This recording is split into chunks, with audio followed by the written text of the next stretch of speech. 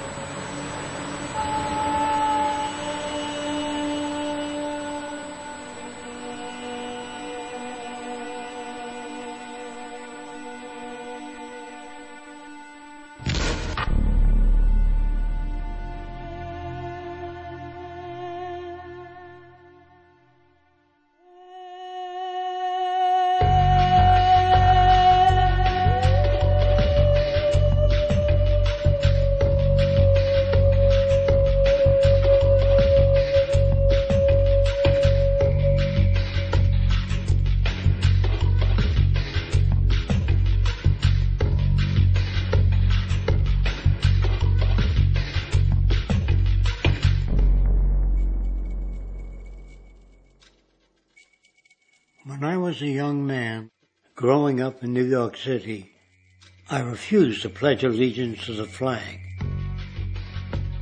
Of course, I was sent to the principal's office, and he asked me, "Why don't you want to pledge allegiance? Everybody does." I said, "Everybody once believed the earth was flat, but that doesn't make it so." I explained that America owed everything it has to other cultures and other nations, and that I would rather pledge allegiance to the earth and everyone on it. Needless to say, it wasn't long before I left school entirely, and I set up a lab in my bedroom. There I began to learn about science and nature. I realized then that the universe is governed by laws, and that the human being, along with society itself, was not exempt from these laws. Then came the crash of 1929, which began what we now call the Great Depression. I found it difficult to understand why millions were out of work, homeless, starving, while all the factories were sitting there. The resources were unchanged. It was then that I realized that the rules of the economic game were inherently invalid. Shortly after came World War II, where various nations took turns systematically destroying each other. I later calculated that all the destruction and wasted resources spent on that war could have easily provided for every human need on the planet. Since that time, I have watched humanity set the stage for its own extinction. I have watched as the precious finite resources are perpetually wasted and destroyed in the name of profit and free markets. I have watched the social values of society be reduced into a base artificiality of materialism and mindless consumption. And I have watched as the monetary powers control the political structure of supposedly free societies. I'm 94 years old now, and I'm afraid my disposition is the same as it was 75 years ago. This shit's got to go.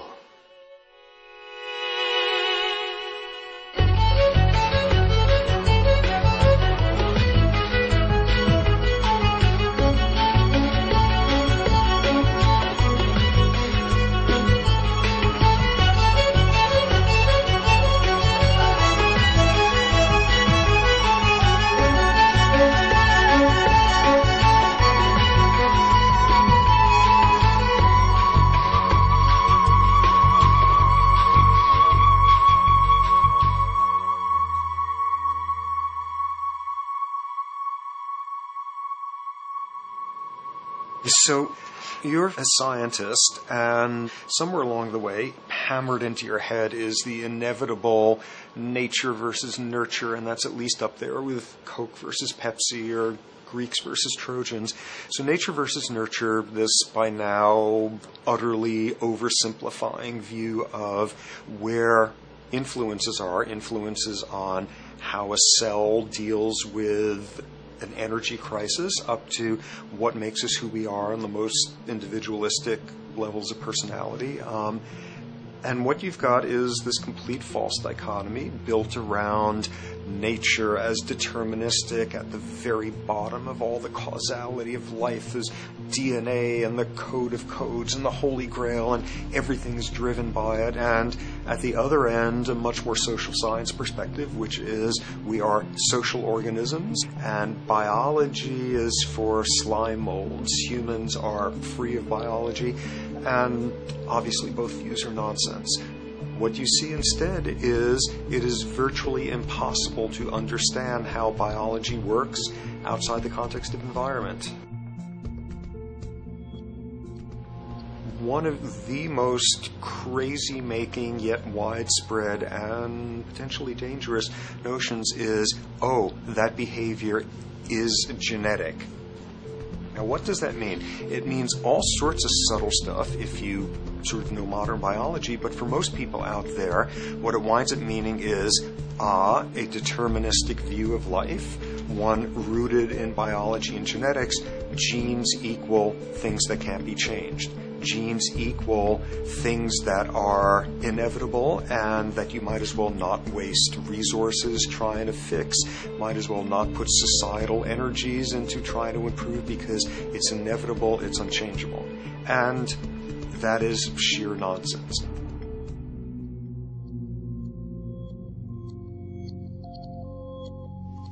It is widely thought that conditions like ADHD are genetically programmed, conditions like schizophrenia are genetically programmed. The truth is the opposite. Nothing is genetically programmed. They're very rare diseases. I mean, a small handful, extremely sparsely represented in the population that are truly genetically determined. Most complex conditions might have a predisposition that is a genetic component, but a predisposition is not the same as a predetermination. The whole search for the source of diseases in the genome was doomed to failure before anybody even thought of it, because most diseases are not genetically predetermined. Heart disease, cancer, strokes, rheumatoid conditions, autoimmune conditions in general, mental health conditions, addictions, these are none of them genetically determined. Breast cancer, for example, out of 100 women with breast cancer, only 7 will carry the breast cancer genes. 93 do not. And out of 100 women who do have the genes, not all of them will get cancer.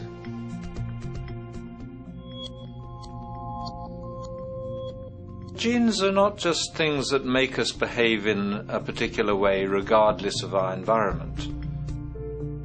Genes give us different ways of responding to our environment. And in fact, it looks as if some of the early childhood influences of a kind of child rearing affects gene expression, actually turning on and off different genes to put you on a different developmental track, which may suit the kind of world you've got to deal with. So, for example, a study done in Montreal with suicide victims looked at autopsies of the brains of these people. And it turned out that if a suicide victim, these are usually young adults, had been abused as children, the abuse actually caused a genetic change in the brain that was absent in the brains of people who had not been abused. That's an epigenetic effect. Epi means on top of, so that the epigenetic influence is what happens environmentally to either activate or deactivate certain genes. In New Zealand, there's a study that was done in a town called Dunedin, in which a few thousand individuals were studied from birth up to into their 20s. What they found was that they could identify a genetic mutation, an abnormal gene, which did have some relation to the predisposition to commit violence, but only if the individual had also been subjected to severe child abuse. In other words, a child with this abnormal gene would be no more likely to be violent than anybody else, and in fact they actually had a lower rate of violence than people with normal genes, as long as they weren't abused as children. Great additional example of the ways in which genes are not be-all, end-all. Fancy technique where you can take a specific gene out of a mouse. That mouse and its descendants will not have that gene. You have knocked out that gene. So there's this one gene that codes for a protein that has something to do with learning and memory. And this fabulous demonstration, knock out that gene, and you have a mouse that doesn't learn as well. Ooh, a genetic basis for intelligence. What was much less appreciated in that landmark study that got picked up by the media left and right is take those genetically impaired mice and raise them in a much more enriched, stimulating environment than your normal mice in a lab cage, and they completely overcame that deficit. So when one says in a contemporary sense that, oh, this behavior is genetic, to the extent that that's even a valid sort of phrase to use, what you're saying is there is a genetic contribution to how this organism responds to environment. Genes may influence the readiness with which an organism will deal with a certain environmental challenge. That's not the version most people have in their minds. And not to be too soapboxing, but run with the old sort of version of it's genetic, and it's not that far from a history of eugenics and things of that sort. It's a widespread misconception, and it's a potentially fairly dangerous one. One reason that the sort of biological explanation for violence, one reason that hypothesis is potentially dangerous, it's not just misleading, it can really do harm, is because if you believe that, you could very easily say, well, there's nothing we can do to change the predisposition people have to becoming violent. All we can do if somebody becomes violent is punish them, lock them up or execute them. But we don't need to worry about changing the social environment or the social preconditions that may lead people to become violent, because that's irrelevant. The genetic argument allows us the luxury of ignoring past and present historical and social factors. And in the words of Louis Menand, he wrote in the New Yorker, very astutely, he said, "It's all in the genes, an explanation for the way things are that does not threaten the way things are.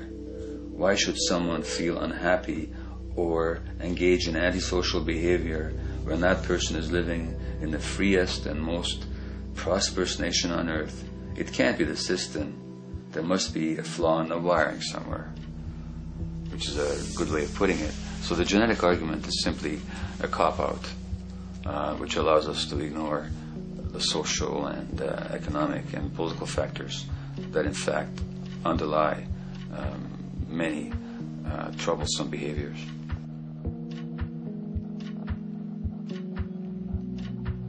Addictions are usually considered to be a drug-related issue, but looking at it more broadly, I define addiction as any behavior that is associated with craving, with temporary relief, and with long-term negative consequences, along with an impairment of control over it, so that the person wishes to give it up or promises to do so, but can't follow through. And when you understand that, then you can see that there are many more addictions than simply those related to drugs. So there's workaholism, there's the addiction to shopping, to the internet, to video games. There's the addiction to power. People have power, but they want more and more and more. Nothing is ever enough for them. Acquisition, corporations that must own more and more. The addiction to oil, but at least to the wealth and to the products made accessible to us by oil. Look at the negative consequences on the environment. We're destroying the very earth that we inhabit for the sake of that addiction. Now, these addictions are far more devastating in their social consequences than the cocaine or heroin habits of my downtown East Side patients. Yet they're rewarded and considered to be respectable. The tobacco company executive that shows a higher profit will get a much bigger reward. He doesn't face any negative consequences legally or otherwise. In fact, he's a respected member of the board of several other corporations. But tobacco smoke-related diseases kill 5.5 million people around the world every year. In the United States, they kill 400,000 people a year. And these people are addicted to what? To profit. To such a degree are they addicted that they're actually in denial about the impact of their activities, which is typical for addicts, is denial. And that's a respectable one. It's respectable to be addicted to profit no matter what the cost. So what is acceptable and what is respectable is a highly arbitrary phenomenon in our society. And it seems like the greater the harm, the more respectable the addiction.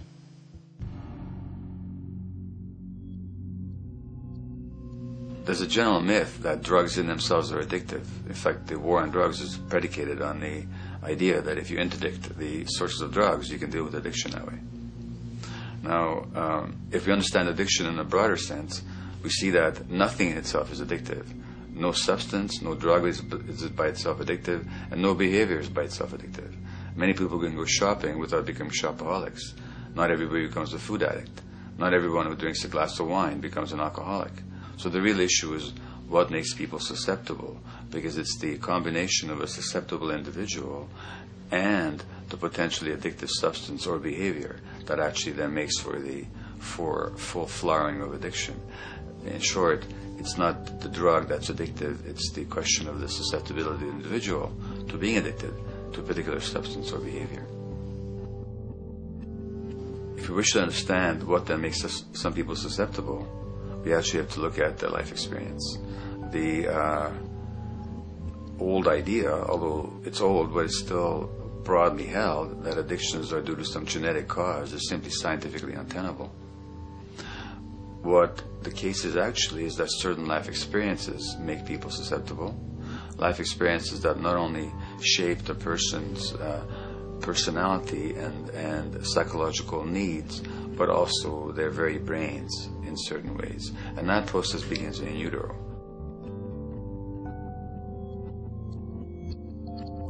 It's been shown, for example, that if you stress mothers during pregnancy, their children are more likely to have traits that predispose them to addictions. And that's because development is shaped by the psychological and social environment. So the biology of human beings is very much affected by and programmed by their life experiences beginning in utero. Environment does not begin at birth. Environment begins as soon as you have an environment. As soon as you are a fetus, you are subject to whatever information is coming through mom's circulations, hormones, levels of nutrients. Great landmark example of this, something called the Dutch hunger winter. 1944, Nazis occupying Holland. For a bunch of reasons, they decide to take all the food and divert it to Germany. For 3 months, everybody there is starving. Tens of thousands of people starve to death. What the Dutch hunger winter effect is, if you were a second or third trimester fetus during the starvation, your body learned something very unique during that time. As it turns out, second, third trimester, something that your body is going about trying to learn about the environment is, well, how menacing of a place is it out there? How plentiful? How much nutrients am I getting by way of mom's circulation? Be a fetus who is starving during that time, and your body programs forever after to be really, really, really stingy with your sugar and fat, and what you do is you store every bit of it. Be a Dutch hunger winter fetus, and half a century later, everything else being equal, you are more likely to have high blood pressure, obesity, or metabolic syndrome. That is environment coming in a very unexpected place. You can stress animals in a laboratory when they're pregnant, and their offspring will be more likely to use cocaine and alcohol as adults. You can stress human mothers. For example, in a British study, women who are abused in pregnancy will have higher levels of the stress hormone cortisol in their placenta at birth, and their children are more likely to have conditions that predispose them to addictions by age 7 or 8. So in utero stress already prepares the ground for all kinds of mental health issues. Israeli study done prior on children born to mothers who were pregnant prior to the onset of the 1967 war. These women, of course, are very stressed, and their offspring have a higher incidence of schizophrenia than the average cohort. So there's plenty of evidence now that prenatal effects have a huge impact on the developing human being.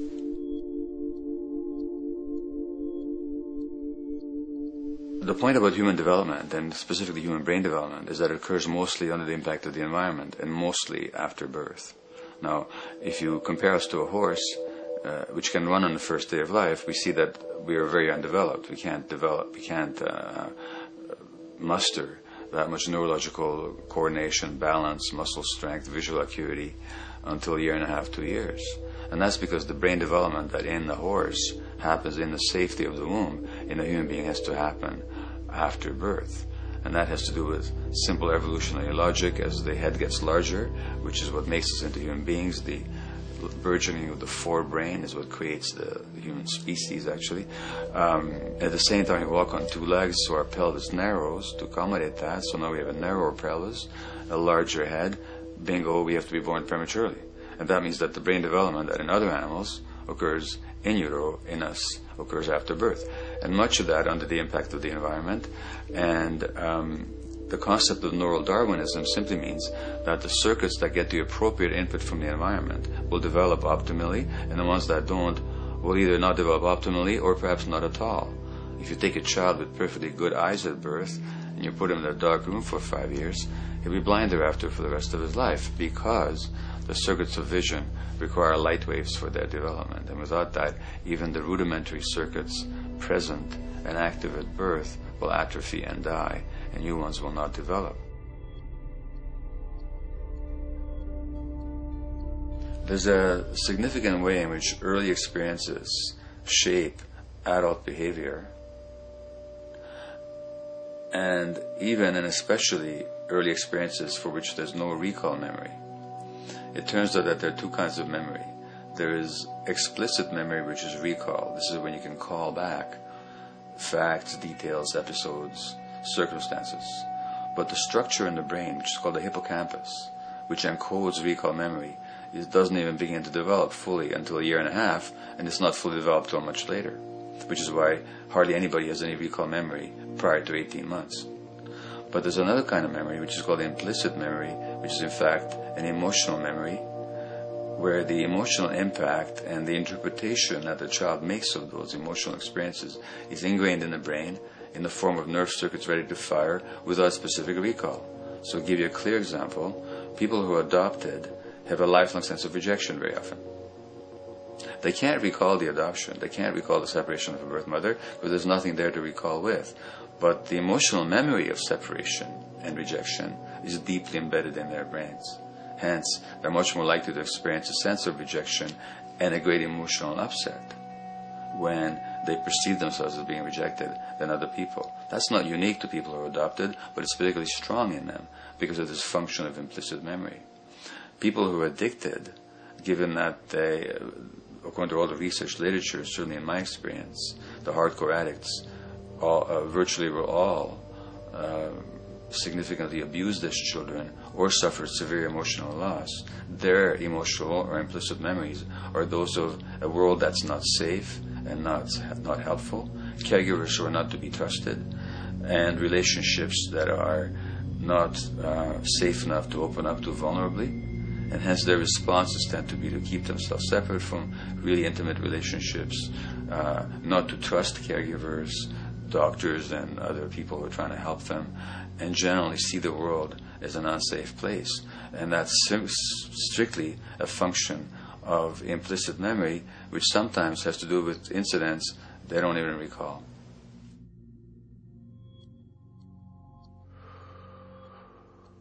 Infants who are born premature are often in incubators and various types of gadgetry and machinery for weeks and perhaps months.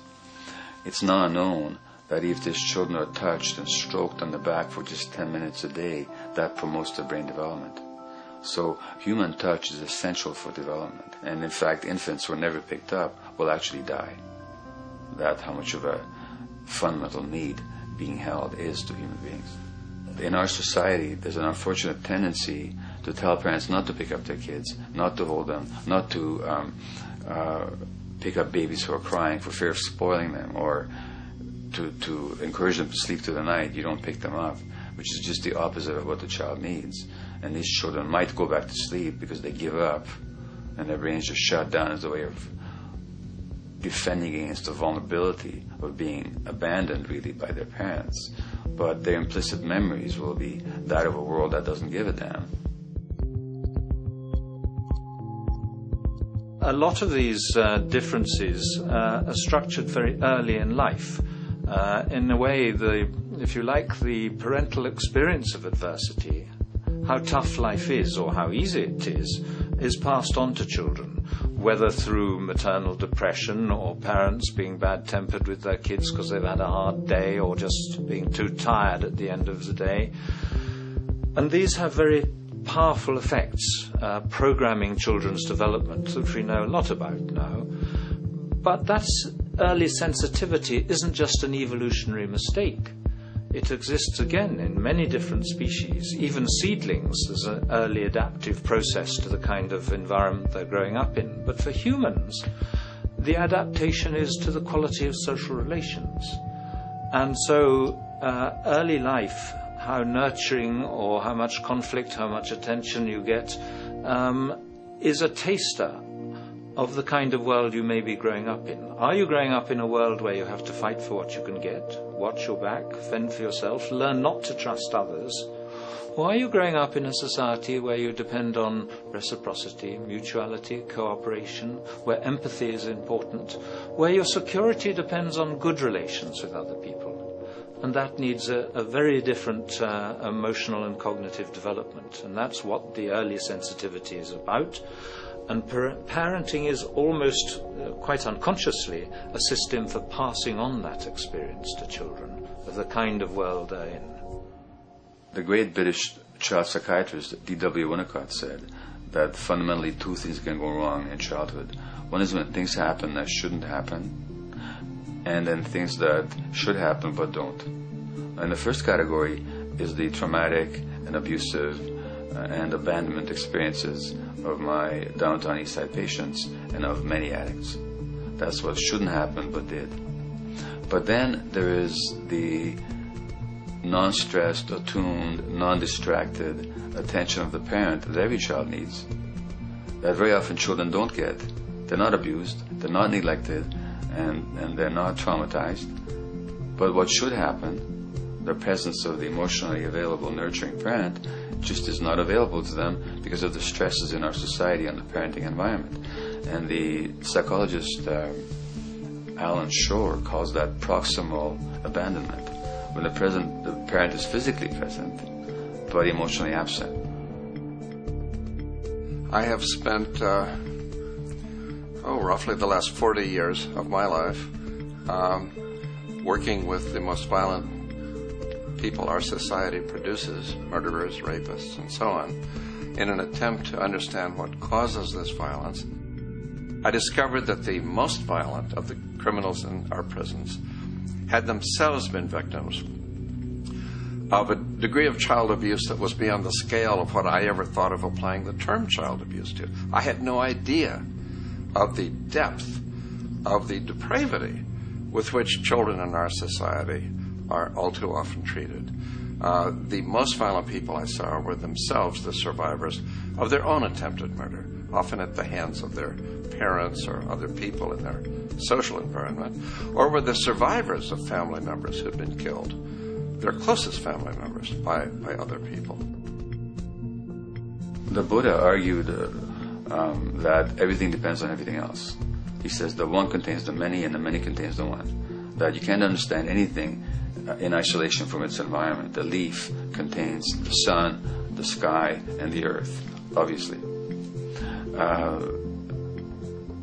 This has not been shown to be true, of course, all around, and specifically when it comes to human development, the modern scientific term for it is the biopsychosocial nature of human development, which says that the biology of human beings depends very much on their interaction with the social and psychological environment. And specifically, the psychiatrist and researcher Daniel Siegel at the University of California, Los Angeles, UCLA, has coined the phrase interpersonal neurobiology, which means to say that the way that our nervous system functions depends very much on our personal relationships. In the first place with the parenting caregivers, and in the second place with other important attachment figures in our lives, and in the third place with our entire culture. So that you can't separate the neurological functioning of a human being from the environment in which he or she grew up in and continues to exist in.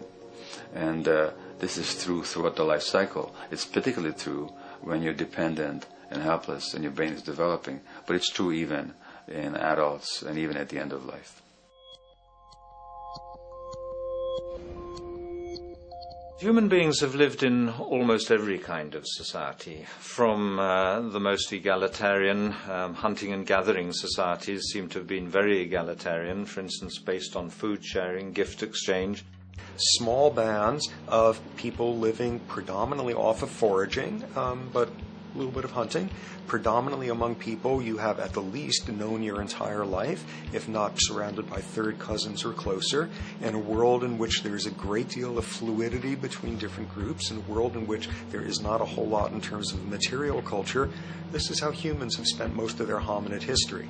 And no surprise, that makes for a very different world. One of the things you get as a result of that is far less violence.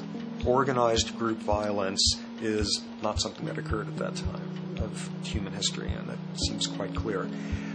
So where did we go wrong? Violence is not universal. It's not symmetrically distributed throughout the human race. There is a huge variation in the amount of violence in different societies. There are some societies that have virtually no violence. There are others that destroy themselves. Some of the Anabaptist religious groups that are complete, strict pacifists, like the Amish, the Mennonites, the Hutterites. Among some of these groups, the Hutterites, there are no recorded cases of homicide. During our major wars, like World War II, where people were being drafted, they would refuse to serve in the military. They would go to prison rather than serve in the military. In the kibbutzim in Israel, the level of violence is so low that the criminal courts there will often send violent offenders, people who have committed crimes, to live on the kibbutzim in order to learn how to live a nonviolent life, because that's the way people live there. So we are amply shaped by society. Our societies, in the broader sense, including our theological, our metaphysical, our linguistic influences, etc., our societies help shape us as to whether or not we think life is basically about sin or about beauty, whether the afterlife will carry a price for how we live our lives or if it's irrelevant. In a broad sort of way, different large societies could be termed as individualistic or collectivist, and you get very different people and different mindsets, and I suspect different brains coming along with that. We in America are in one of the most individualistic of societies, and capitalism being a system that allows you to go higher and higher up a potential pyramid, and the deal is it comes with fewer and fewer safety nets. By definition, the more stratified a society is, the fewer people you have as peers, the fewer people with whom you have symmetrical, reciprocal relationships, and instead all you have are differing spots and endless hierarchies. And a world in which you have few reciprocal partners is a world with a lot less altruism.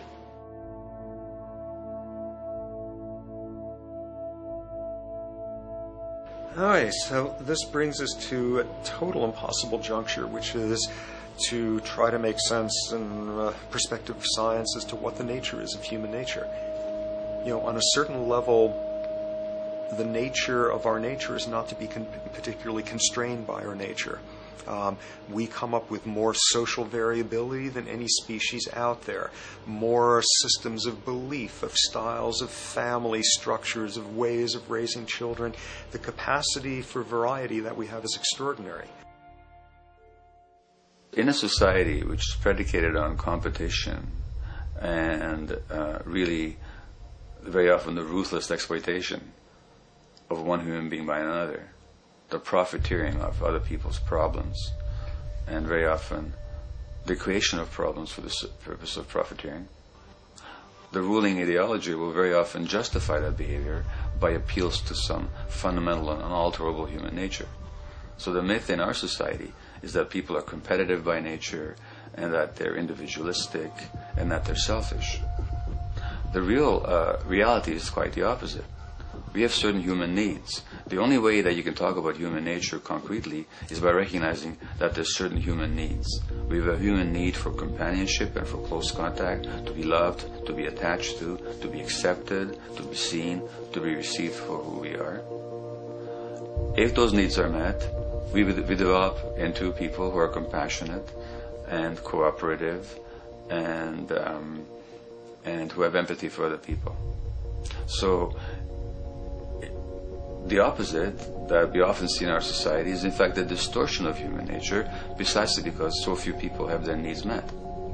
So yes, you can talk about a human nature, but only in the sense of basic human needs that are instinctively evoked, or I should say certain human needs that lead to certain traits if they are met, and a different set of traits if they're denied.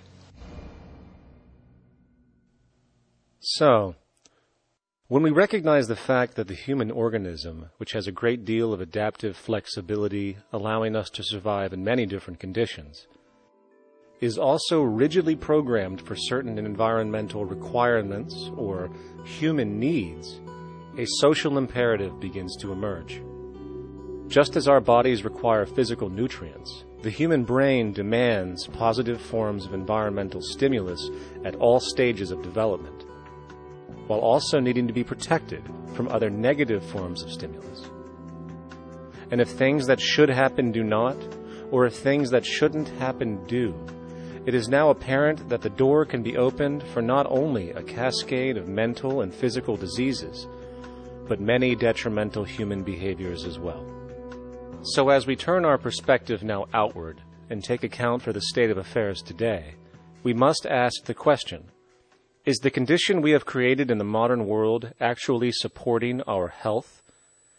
Is the bedrock of our socio-economic system acting as a positive force for human and social development and progress? Or is the foundational gravitation of our society actually going against the core evolutionary requirements needed to create and maintain our personal and social well-being?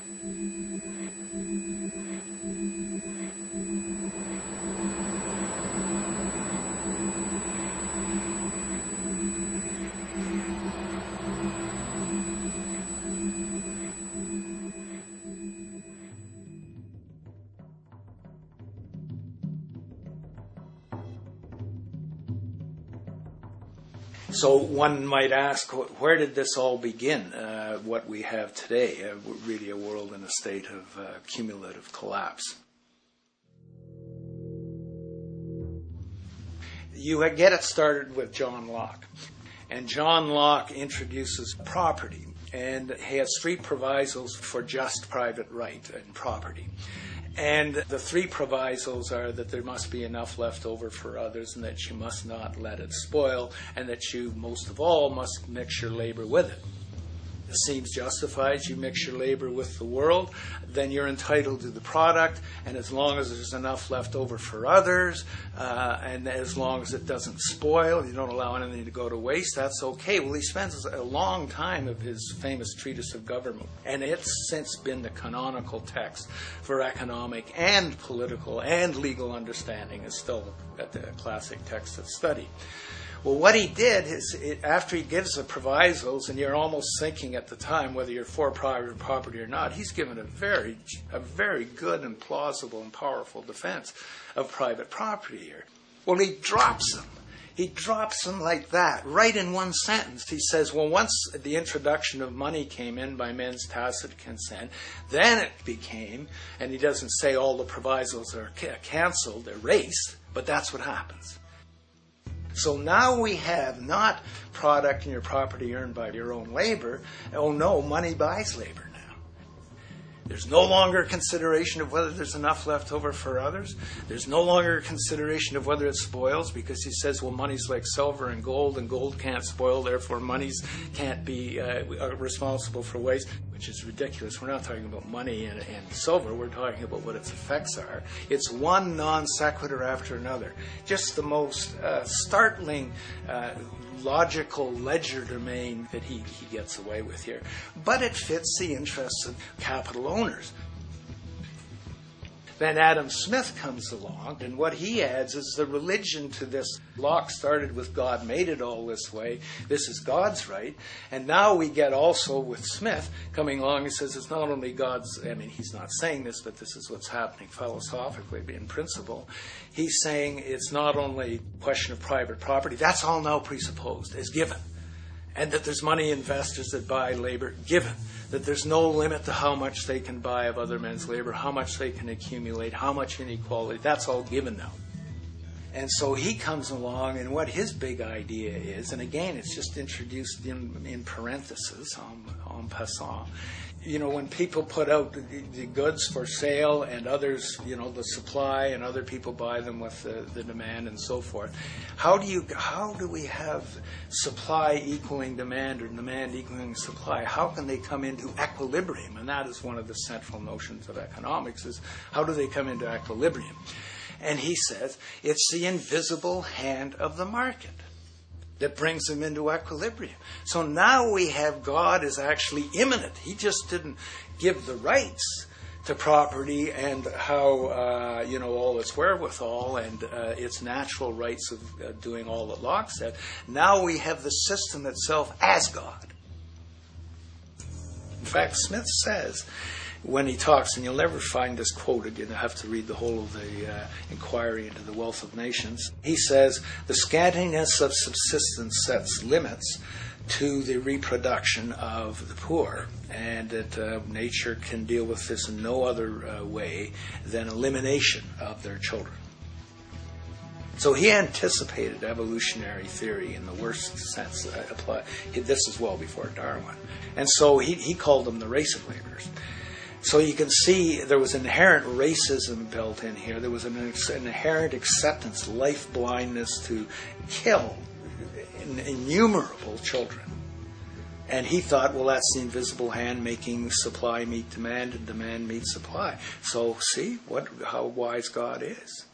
So you can see a lot of the really virulent, life-destructive, eco-genocidal things that are going on now have, in a way, a thought gene back in Smith too.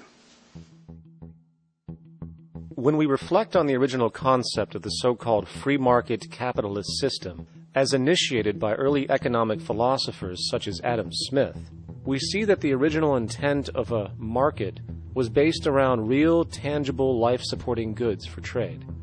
Adam Smith never fathomed that the most profitable economic sector on the planet would eventually be in the arena of financial trading or so-called investment, where money itself is simply gained by the movement of other money in an arbitrary game which holds zero productive merit to society. Yet, regardless of Smith's intent, the door for such seemingly anomalous advents was left wide open by one fundamental tenet of this theory.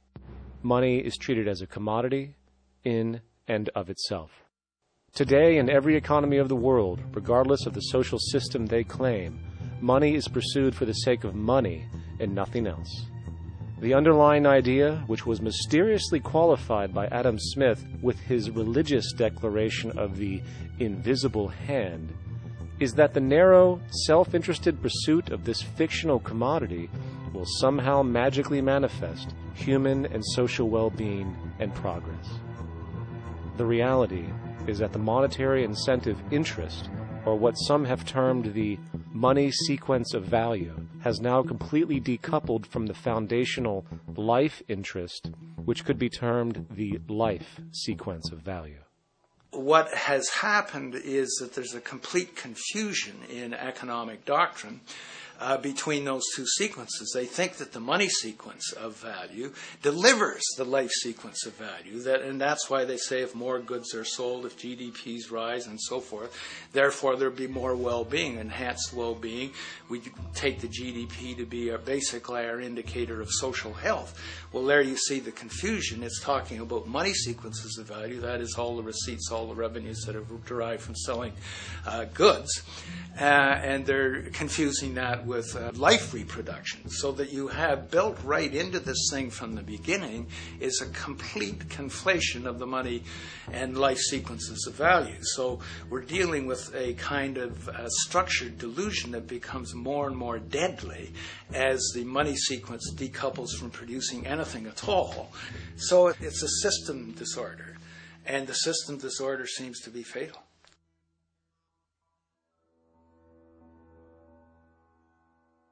In society today, you seldom hear anyone speak of the progress of their country or society in terms of their physical well-being, state of happiness, trust, or social stability. Rather, the measures are presented to us through economic abstractions. We have the gross domestic product, the consumer price index, the value of the stock market, rates of inflation, and so on. But does this tell us anything of real value as to the quality of people's lives? No, all these measures have to do with the money sequence itself and nothing more. For example, the gross domestic product of a country is a measure of the value of goods and services sold. This measure is claimed to correlate to the standard of living of a country's people. In the United States, healthcare accounted for over 17% of GDP in 2009, amounting to over $2.5 trillion spent, hence creating a positive effect on this economic measure. And based on this logic, it would be even better for the U.S. economy if healthcare services increased more so, perhaps to $3 trillion or $5 trillion, since that would create more growth, more jobs, and hence boasted by economists as a rise in their country's standard of living. But wait a minute, what do healthcare services actually represent? Well, sick and dying people. That's right, the more unhealthy people there are in America, the better the economy. Now, that is not an exaggeration or a cynical perspective. In fact, if we step back far enough, you will realize that the GDP not only doesn't reflect real public or social health on any tangible level, it is, in fact, mostly a measure of industrial inefficiency and social degradation. And the more you see it rise, the worse things are becoming with respect to personal, social, and environmental integrity. You have to create problems to create profit. There is no profit under the current paradigm in saving lives, putting balance on this planet, having justice and peace or anything else. There's just no profit there. There's an old saying, pass a law, create a business, whether you're creating a business for a lawyer or whatever. So, crime does create business, just like destruction creates business in Haiti. We have now roughly 2 million people incarcerated in this country, and of those, many of them are in prisons run by private corporations, Corrections Corporation of America, Wackenhut, who trade their stock on Wall Street based upon how many people are in jail. Now, that's sickness, but that is a reflection of what this economic paradigm calls for. So what exactly does this economic paradigm call for?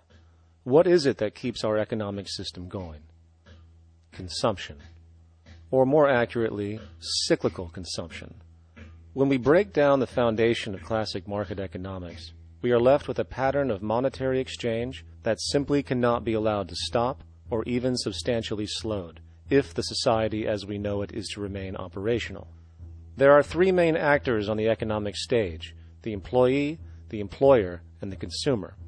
The employee sells labor to the employer for income.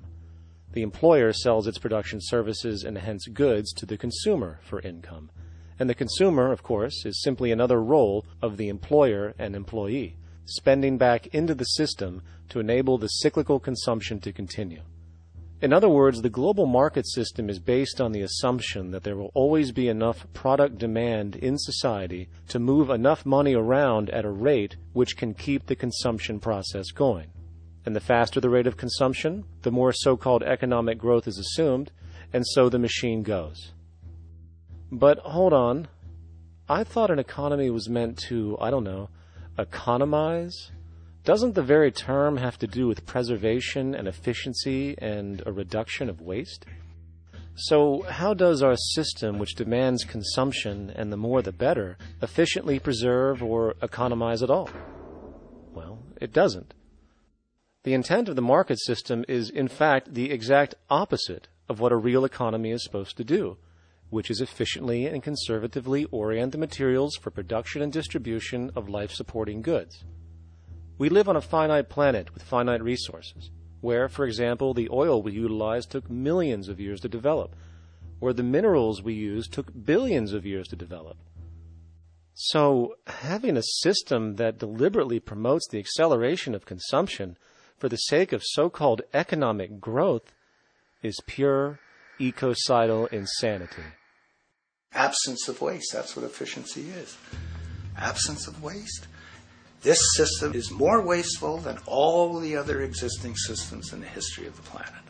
Every level of life organization and life system is in a state of crisis and challenge and decay or collapse. No peer-reviewed journal in the last 30 years will tell you anything different. That is that every life system is in decline, as well as social programs, as well as our water access. Try to name any means of life that isn't threatened and in danger. You can't. There really isn't one, and that's very, very despairing.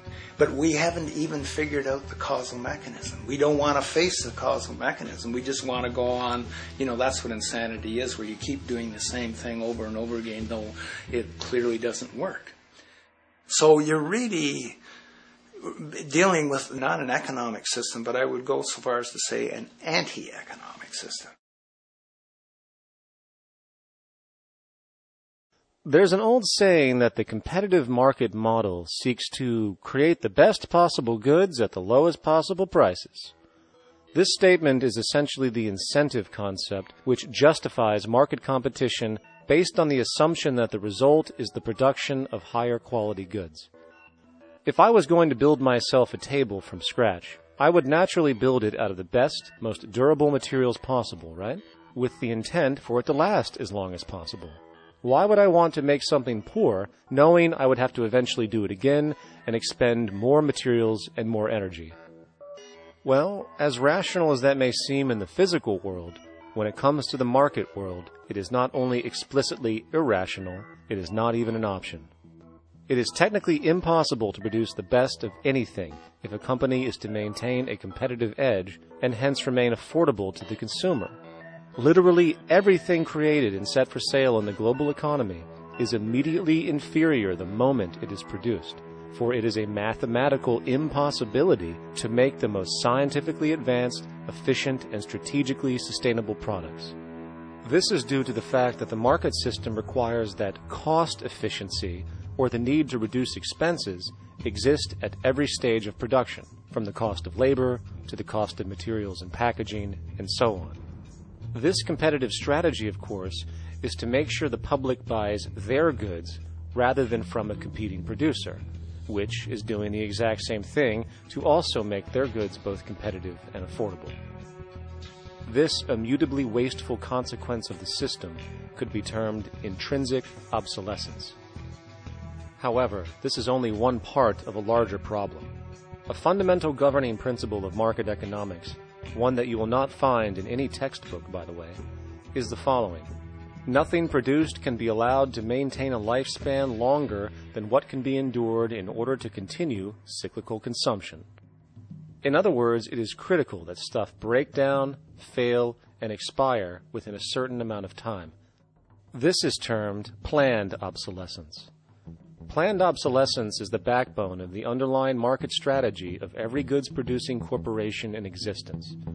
While very few, of course, would admit to such a strategy outright, what they do is mask it within the intrinsic obsolescence phenomenon just discussed, while often ignoring or even suppressing new advents in technology which might create a more sustainable, durable good.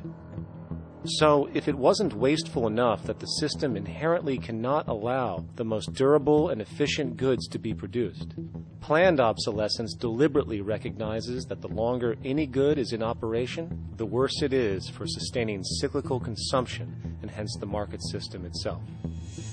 In other words, product sustainability is actually inverse to economic growth, and hence there is a direct, reinforced incentive to make sure lifespans are short of any given good produced.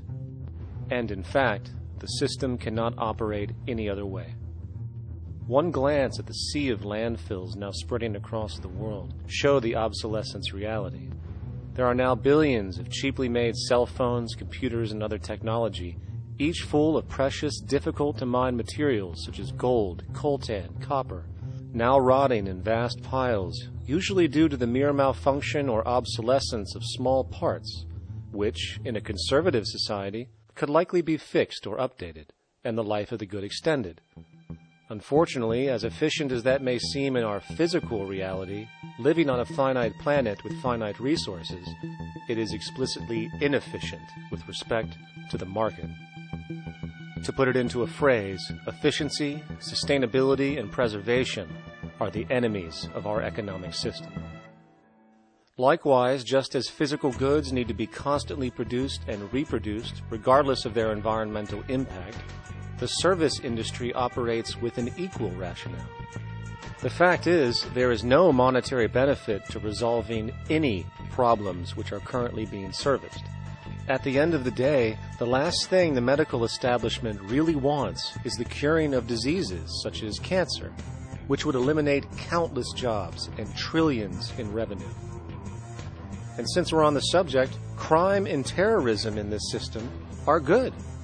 Well, at least economically, for it is employing police, generating high-value commodities for security, not to mention the value of prisons that are privately owned for profit. And how about war? The war industry in America is a huge driver of GDP, one of the most profitable industries, producing weapons of death and destruction. The favorite game of this industry is to blow things up and then go and rebuild them for profit. We saw this with the windfall billion-dollar contracts made from the Iraq War.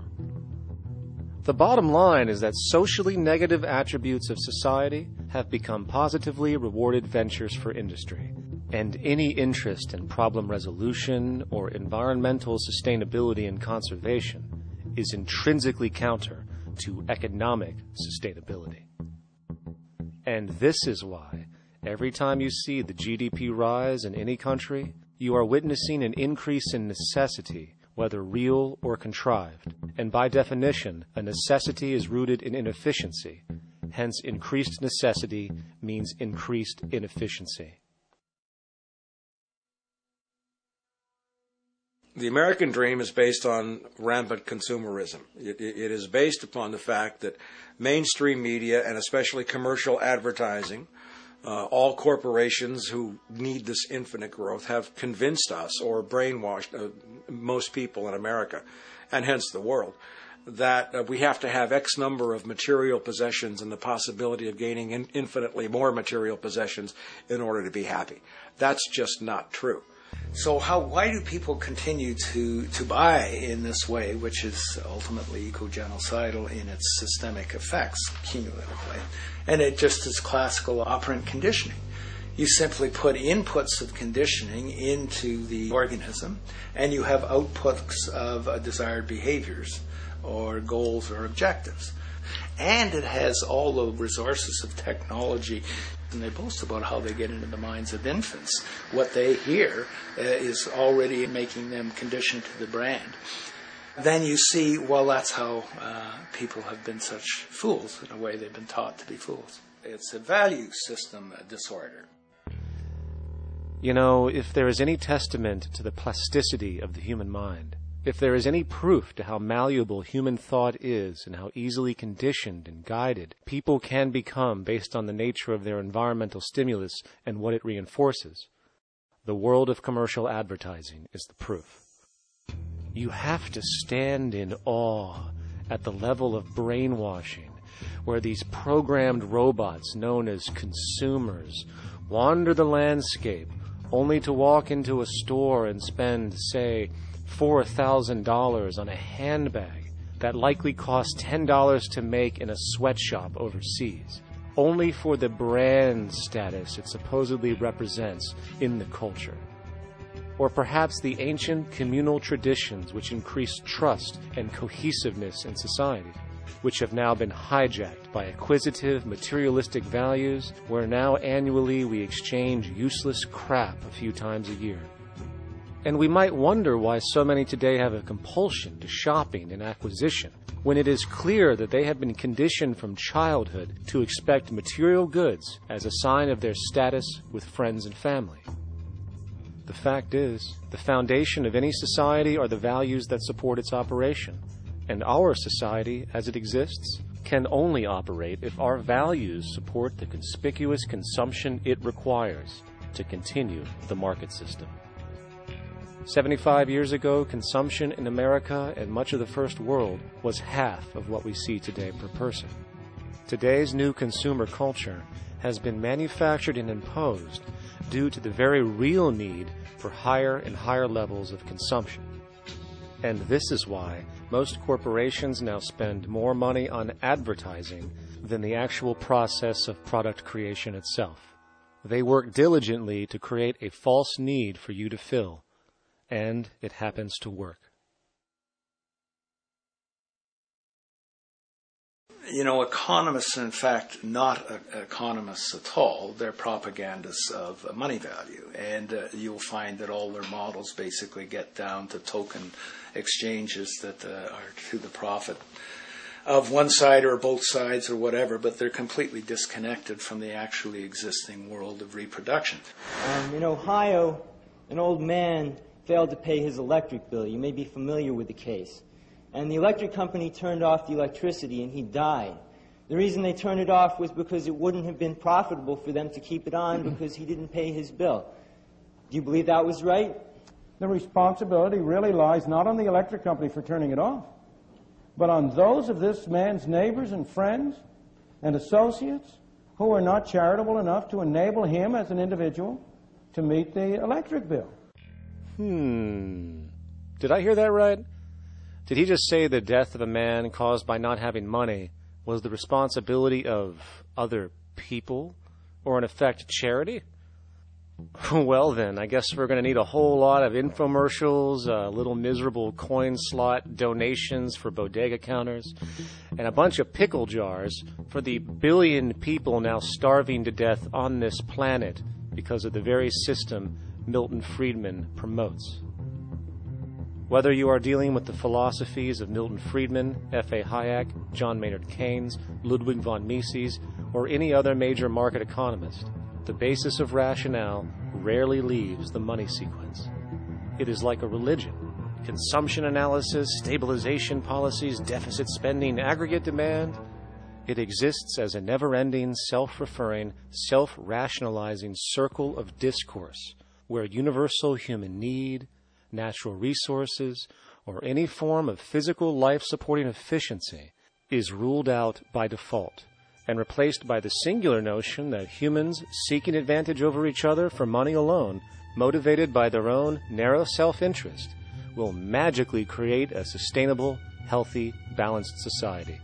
There is no life coordinate in this whole theory, this whole doctrine. What are they doing?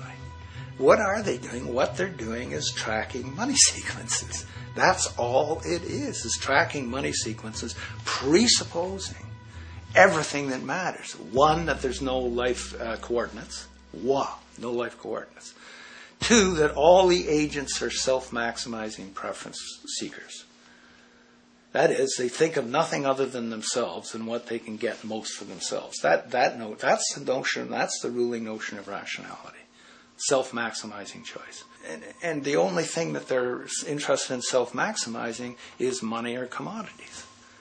Well, where does social relations come in? It doesn't, except in the exchange to self-maximize. Where do our natural resources come in? They don't, except to exploit. Where does the family come in as being able to survive? It doesn't.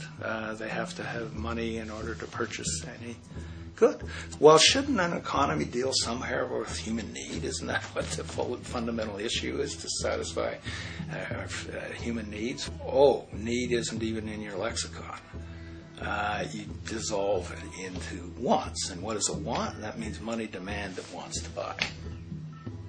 Well, if it's money demand that wants to buy, it's got nothing to do with need, because it may be the person has no money demand and desperately needs, say, water supply. Or it may be money demand wants a gold toilet seat. Well, where does it all go? To the gold toilet seat.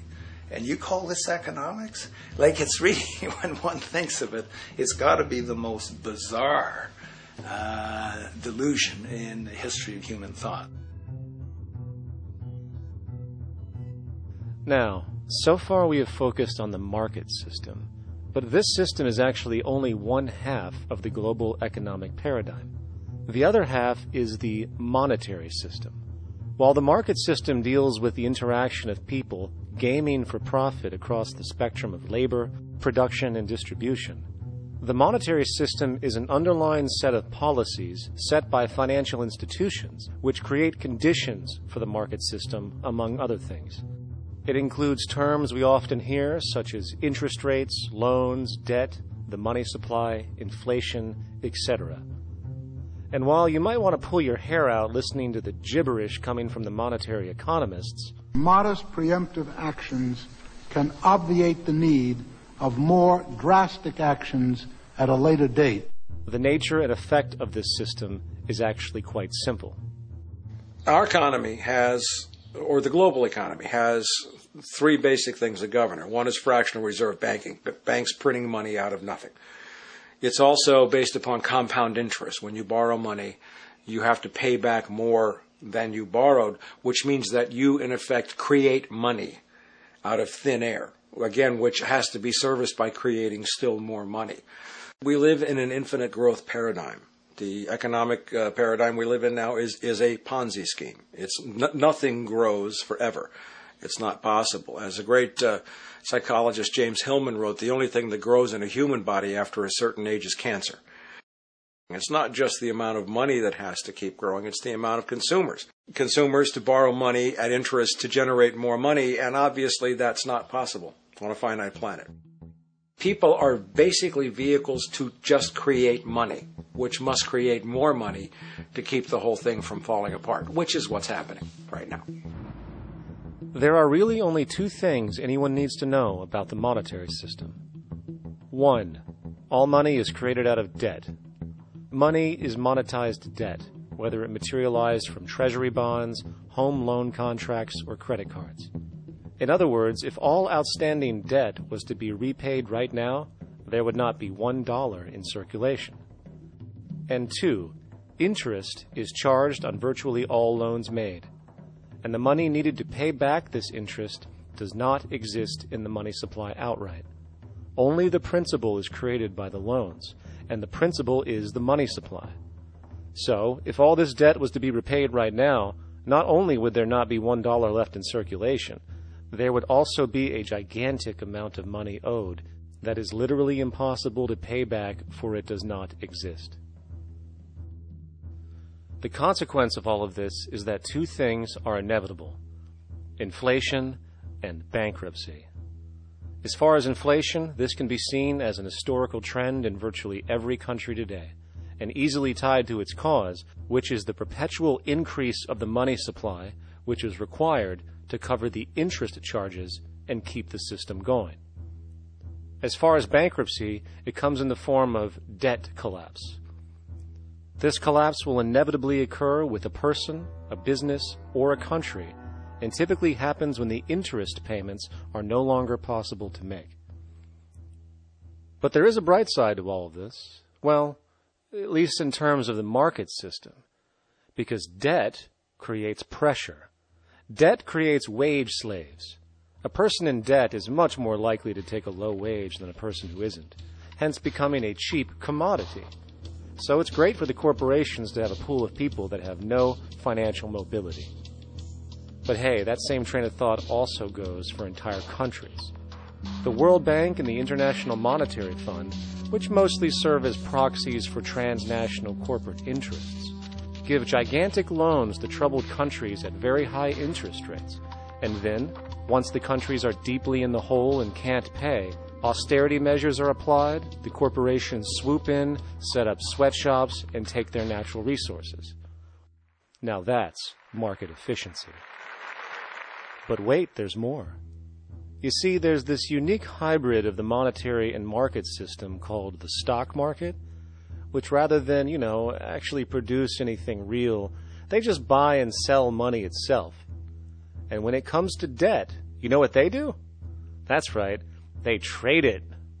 They actually buy and sell debt for profit, from credit default swaps and collateralized debt obligations for consumer debt, to complex derivative schemes used to mask the debt of entire countries, such as the collusion of investment bank Goldman Sachs in Greece, which nearly collapsed the entire European economy. So when it comes to the stock market and Wall Street, we have an entirely new level of insanity born out of the money sequence of value. All you need to know about markets was written in an editorial in the Wall Street Journal a couple of years ago. It was called Lessons of the Brain-Damaged Investor. And in this editorial, they explain why people with slight brain damage do better as investors than people with normal brain functionality. Why? Because the slightly brain-damaged person has no empathy. And that's the key. If you don't have any empathy, you do well as an investor. And so Wall Street breeds people who have no empathy, to go in there and to make decisions and make trades that they have no compunction about and no thought whatsoever as to what they're doing might affect their fellow human being. So they breed these robots, these people who have no souls. And since they don't even want to pay these people anymore, they're now breeding robots, real algorithmic traders. Goldman Sachs in the high-frequency trading scandal. They put a computer next to the exchange, the New York Stock Exchange. This computer, this co-located computer, as they call it, it front-runs all the trades on the exchange, and it hits the exchange with volumes of orders in ways that scout pennies and nickels away from the exchange. It's like they're siphoning money all day long. They went one quarter last year, 30 or 60 straight days without a single down day and made millions of dollars every single day. Is that because, well, that's statistically impossible. When I worked on Wall Street, the way it works is everyone kicks upstairs the bribes. The brokers bribe to the office manager bribes to the regional sales manager, the regional sales manager bribes to the national sales manager. It's a common understanding. At Christmas, who gets the biggest bonus at Christmas in an average brokerage office? The compliance officer. The compliance officer sits there all day long. He's supposed to be making sure you don't violate any of the margin rules and you're complying with the law. Of course, to the extent that you can bribe the compliance officer, that's right, you are complying with the law. So how does fraud has become the system? It's no longer a byproduct. It is the system. You know, it's like that old Woody Allen joke. He says, "Doctor, my brother thinks he's a chicken." And the doctor says, "Take a pill, and that should cure the problem." And he says, "No, doctor, you don't understand. We need the eggs."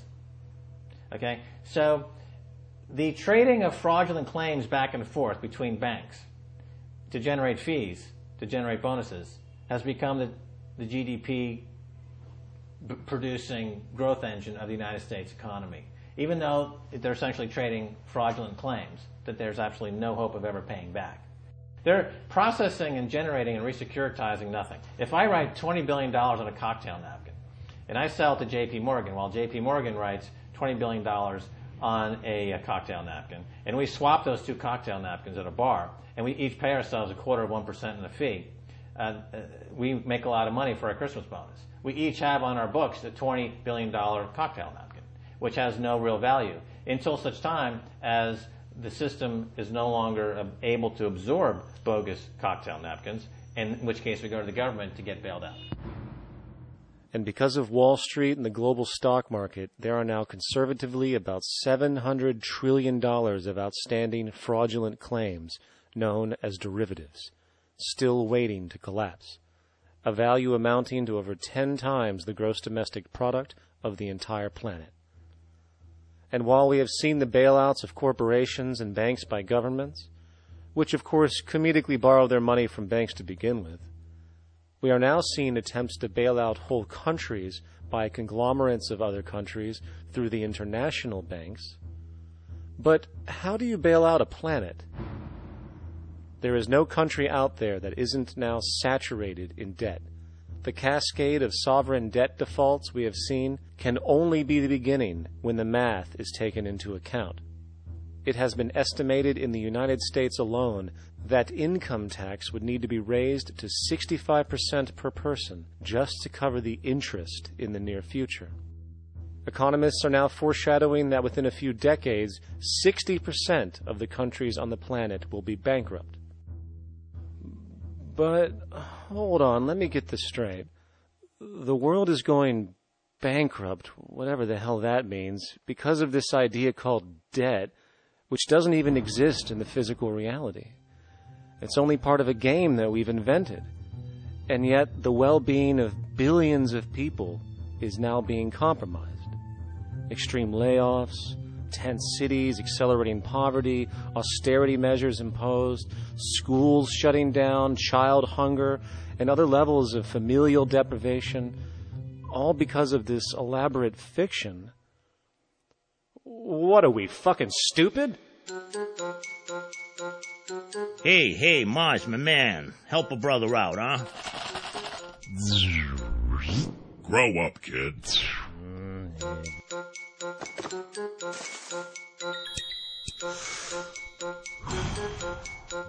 Saturn, what's up, man? You remember that smoking nebula I hooked you up with a while back? Listen, Earth, we're getting really tired of you. You've been given everything, and yet you waste it all. Yeah. You got plenty of resources, and you know it. Why don't you grow up and learn some responsibility, for Christ's sake? You're making your mother miserable.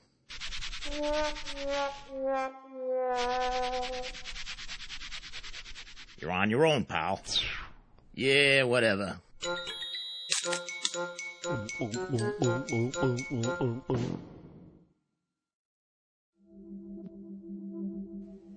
Now, all of this considered, from the waste machine known as the market system to the debt machine known as the monetary system, hence creating the monetary market paradigm which defines the global economy today, there is one consequence that runs through the entire machine: inequality. Whether it is the market system which creates a natural gravitation towards monopoly and power consolidation, while also generating pockets of wealthy industries that tower over others regardless of utility, such as the fact that top hedge fund managers on Wall Street now take home over $300 million a year for contributing literally nothing, while a scientist looking for a cure for a disease trying to help humanity might make $60,000 a year if they're lucky. Or whether it is the monetary system, which has class division built right into its structure. For example, if I have $1 million to spare and I put it into a CD at 4% interest, I will make $40,000 a year. No social contribution, no nothing. However, if I'm a lower class person and have to take loans to buy my car or home, I am paying in interest, which, in abstraction, is going to pay that millionaire with the 4% CD. This stealing from the poor to pay the rich is a foundational, built-in aspect of the monetary system, and it could be labeled structural classism. Of course, historically, social stratification has always been deemed unfair, but obviously accepted overall as now 1% of the population owns 40% of the planet's wealth. But, material fairness aside, there is something else going on underneath the surface of inequality, causing an incredible deterioration in public health as a whole. Well, I think people are often puzzled by the contrast between the material success of our societies, unprecedented levels of wealth, and the many social failings. I mean, you know, if you look at the rates of drug abuse or violence or self-harm amongst kids or mental illness, there's clearly something going deeply wrong with our societies. What the data that I've been describing does is simply shows that intuition that people have had for hundreds of years, that inequality is divisive and socially corrosive, that intuition is truer than I think we ever imagined. There are very powerful psychological and social effects of inequality, more to do, I suppose, with feelings of superiority and inferiority, that kind of division, and maybe going with the sort of respect, disrespect, people feeling looked down on at the bottom, which, by the way, is why violence is more common in more unequal societies. It's the trigger to violence is so often people feeling looked down on and disrespected. If there is one principle I can emphasize that is the most important principle underlying the prevention of violence, it would be equality. The single most significant factor that affects the rate of violence is the degree of equality versus the degree of inequality in that society. So what one's looking at is a sort of general social dysfunction. It's not just one or two things that go wrong as inequality increases. It seems to be everything, whether we're talking about crime or health or mental illness or whatever. One of the really disturbing findings out in public health there is never ever make the mistake of being poor or being born poor. Your health pays for it in endless sorts of ways, something known as the health socioeconomic gradient. As you move down from the highest strata in society in terms of socioeconomic status, every step down, health gets worse for umpteen different diseases. Life expectancy gets worse, infant mortality rate, everything you could look at. So a huge issue has been, why is it that this gradient exists? Totally simple, obvious answer, which is if you are chronically sick, you're not going to be very productive, so health causes drive socioeconomic differences. Not that in the slightest. On the very simple level that you could look at socioeconomic status of a 10-year-old, and that's going to predict something about their health decades later. So that's the direction of causality. Next one, what's it about? Oh, it's perfectly obvious. Poor people can't afford to go to the doctor. It's healthcare access. It's got nothing to do with that, because you see these same gradients in countries with universal healthcare, socialized medicine. Okay, next simple explanation. Oh, on the average, the poorer you are, the more likely you are to smoke, to drink, to all sorts of lifestyle risk factor stuff. Yeah, those contribute, but careful studies have shown that explains maybe about a third of the variability. So what's left? And what's left is having a ton to do with the stress of poverty. So the poorer you are, starting off being, the person who's $1 income behind Bill Gates, the poorer you are in this country, on the average, the worse your health is. This tells us something really important. The health connection with poverty, it's not about being poor, it's about feeling poor. Increasingly, we recognize that chronic stress is an important influence on health, but the most important sources of stress are the quality of social relations. And if there is anything that lowers the quality of social relations, it is the socioeconomic stratification of society. What science has now shown is that regardless of material wealth, the stress of simply living in a stratified society leads to a vast spectrum of public health problems. And the greater the inequality, the worse they become. Life expectancy, longer in more equal countries. Drug abuse, less in more equal countries. Mental illness, less in more equal countries. Social capital, meaning the ability of people to trust each other, naturally greater in more equal countries. Educational scores, higher in more equal countries. Homicide rates, less in more equal countries. Crime and rates of imprisonment, less in more equal countries.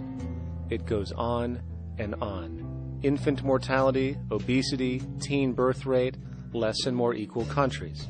And perhaps most interesting, innovation, greater in more equal countries, which challenges the age-old notion that a competitive, stratified society is somehow more creative and inventive.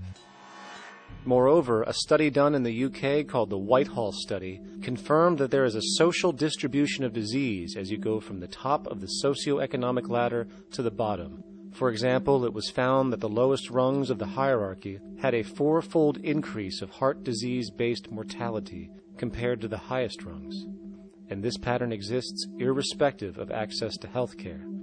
Hence, the worse a person's relative financial status, the worse their health is going to be on average. This phenomenon is rooted in what could be termed psychosocial stress, and it is at the foundation of the greatest social distortions plaguing our society today. Its cause, the monetary market system.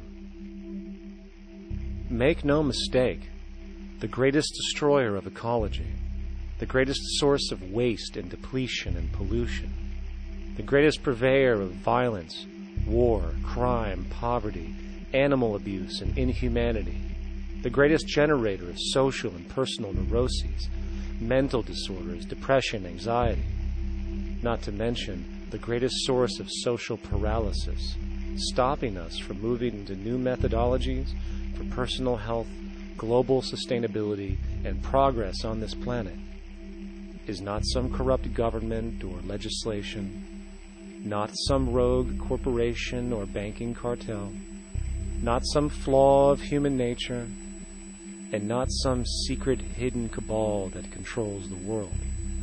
It is, in fact, the socio-economic system itself at its very foundation.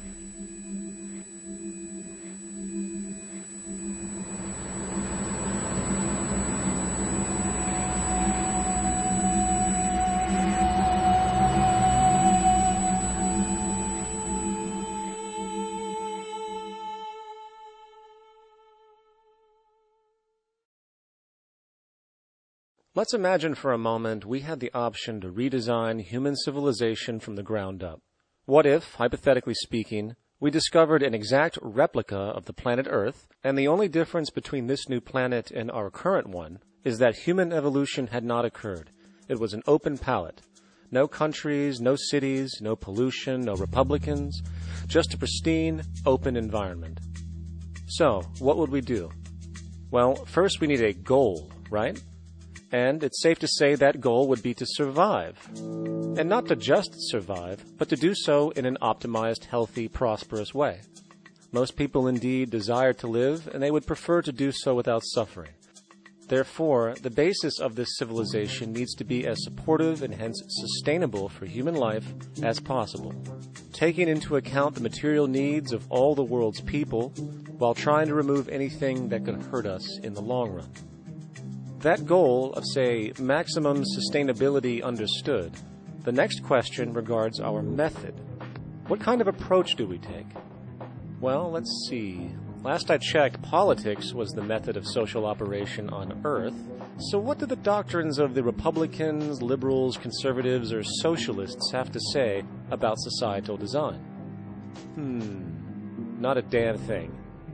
Okay, then what about religion? Surely the great creator had to have left some blueprint somewhere. No, nothing I can find. Okay then, so what's left? It appears something called science. Science is unique in that its methods demand not only that the ideas proposed be tested and replicated, but everything science comes up with is also inherently falsifiable. In other words, unlike religion and politics, science has no ego, and everything it suggests accepts the possibility of being proven wrong eventually. It holds on to nothing and evolves constantly. Well, that sounds natural enough to me. So then, based on the current state of scientific knowledge in the early 21st century, along with our goal of maximum sustainability for the human population, how do we begin the actual process of construction? Well, the first question to ask, what do we need to survive? The answer, of course, are planetary resources. Whether it is the water we drink, the energy we use, the raw materials we utilize to create tools and shelter, the planet hosts an inventory of resources, many of which are demanded for our survival. So, given that reality, it then becomes critical to figure out what we have and where it is. This means we need to conduct a survey. We simply locate and identify every physical resource on the planet we can, along with the amount available at each location, from the deposits of copper to the most potent locations for wind farms to produce energy, to the natural freshwater springs, to an assessment of the amount of fish in the ocean, to the most prime arable land for food cultivation, etc. But since we humans are going to be consuming these resources over time, we then realize that not only do we need to locate and identify, we also need to track. We need to make sure we don't run out of any of this stuff. That would be bad. And this means not only tracking our rates of use, but the rates of earthly regeneration as well, such as how long it takes for, say, a tree to grow or a spring to replenish. This is called dynamic equilibrium. In other words, if we use up trees faster than they can be grown back, we have a serious problem, for it is unsustainable.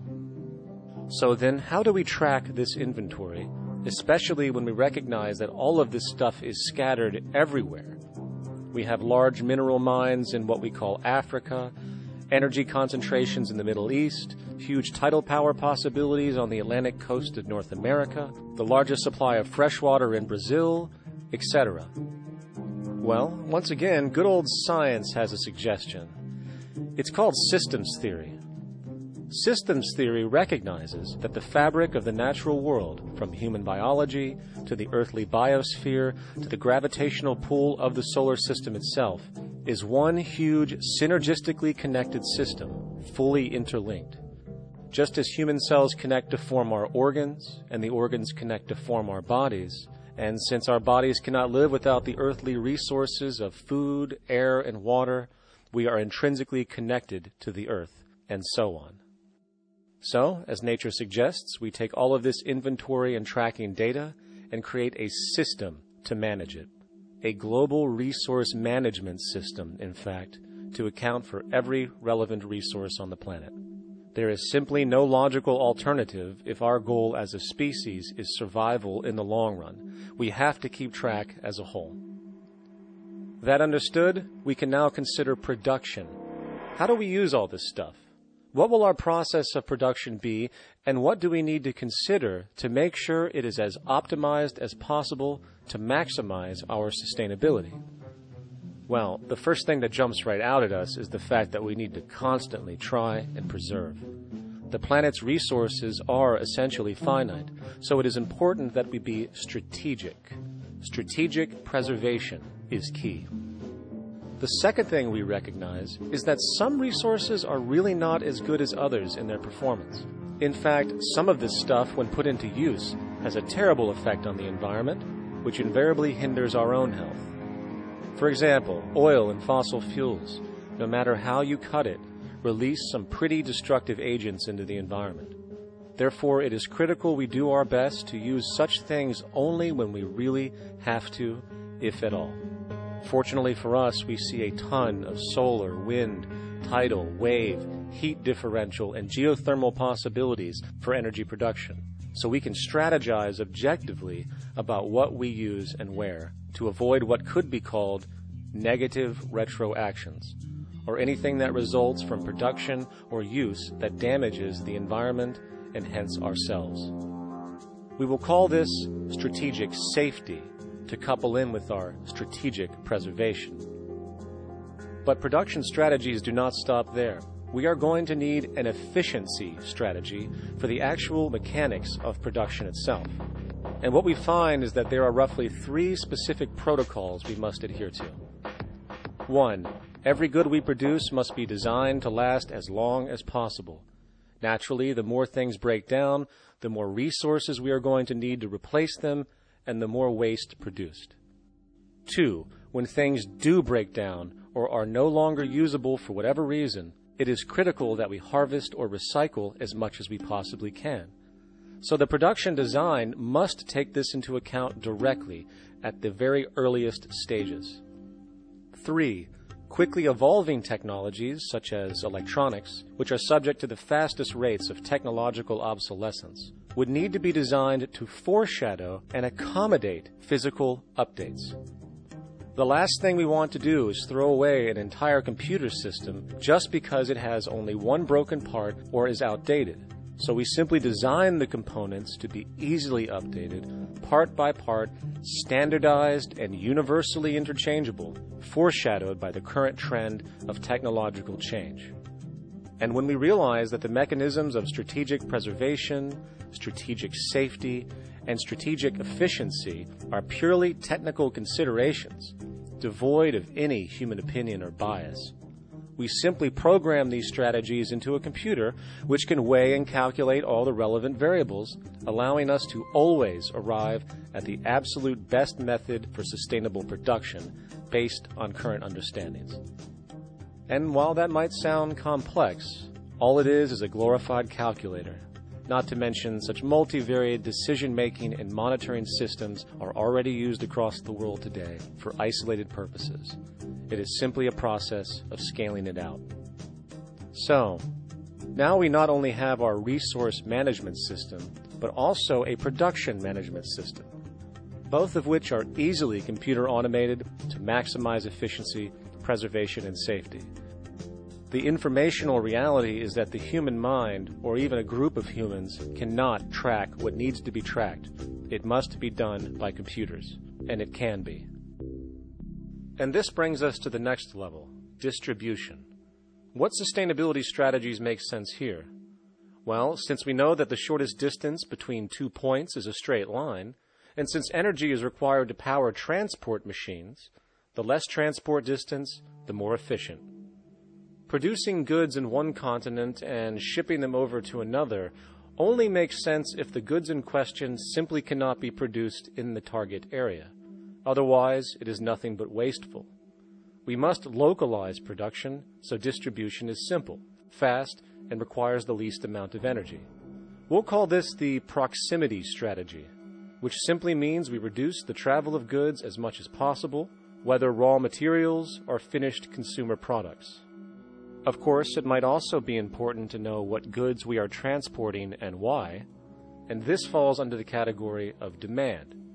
And demand is simply what people need to be healthy and to have a high quality of life. The spectrum of material human needs range from core life-supporting necessities, such as food, clean water, shelter, to social and recreational goods, which allow for relaxation and personal social enjoyment, both important factors in human and social health overall. So, very simply, we take another survey. People describe their needs. Demand is assessed, and production begins based on that demand. And since the level of demand of different goods will naturally fluctuate and change around different regions, we need to create a demand distribution tracking system, so to avoid overruns and shortages. Of course, this idea is old news. It is used in every major store chain today to make sure they keep up with their inventory. Only this time we are tracking on a global scale. But, wait a minute, we really can't fully understand demand if we don't account for the actual usage of the good itself. Is it logical and sustainable for every single human to, say, have one of everything made, regardless of their usage? No, that would be simply wasteful and inefficient. If a person has a need for a good, but that need is only for, say, 45 minutes a day on average, it would be much more efficient if that good was made available to them and to others when needed. Many forget that it isn't the good that they want, it is the purpose of that good. When we realize that the good itself is only as important as its utility, we see that external restriction, or what we might call today ownership, is extremely wasteful and environmentally illogical in a fundamental economic sense. So, we need to devise a strategy called strategic access. This would be the foundation of our demand distribution tracking system, which makes sure we can meet the demand of the population's needs for access of whatever they need when they need it. And as far as physically obtaining the goods, centralized and regional access centers all make sense for the most part, placed in close proximity to the population, and a person would simply come in, take the item, use it, and when finished, return it when it is no longer needed. Sort of how a library works today. In fact, these centers could not only exist in the community in the way we see local stores today, but specialized access centers would exist in specific areas where often certain goods are utilized, saving more energy with less repeat transport.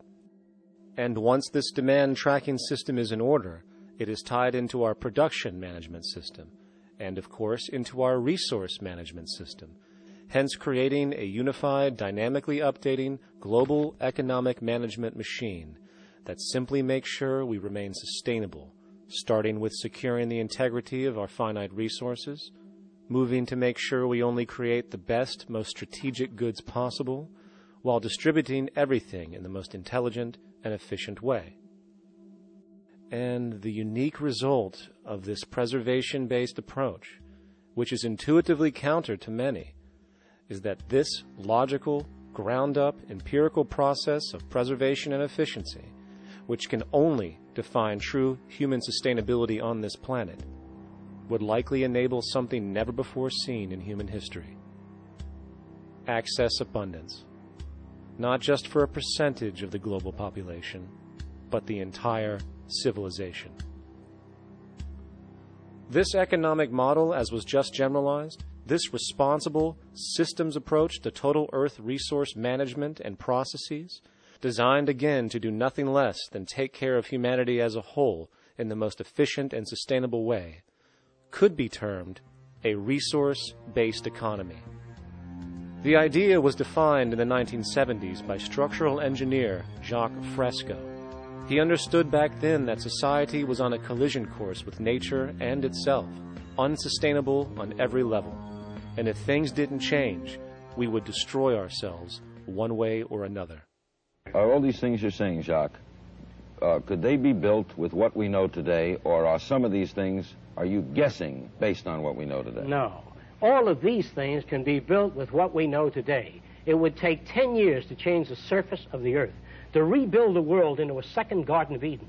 The choice lies with you. The stupidity of a nuclear arms race, the development of weapons, trying to solve your problems politically by electing this political party or that political party, that all politics is immersed in corruption.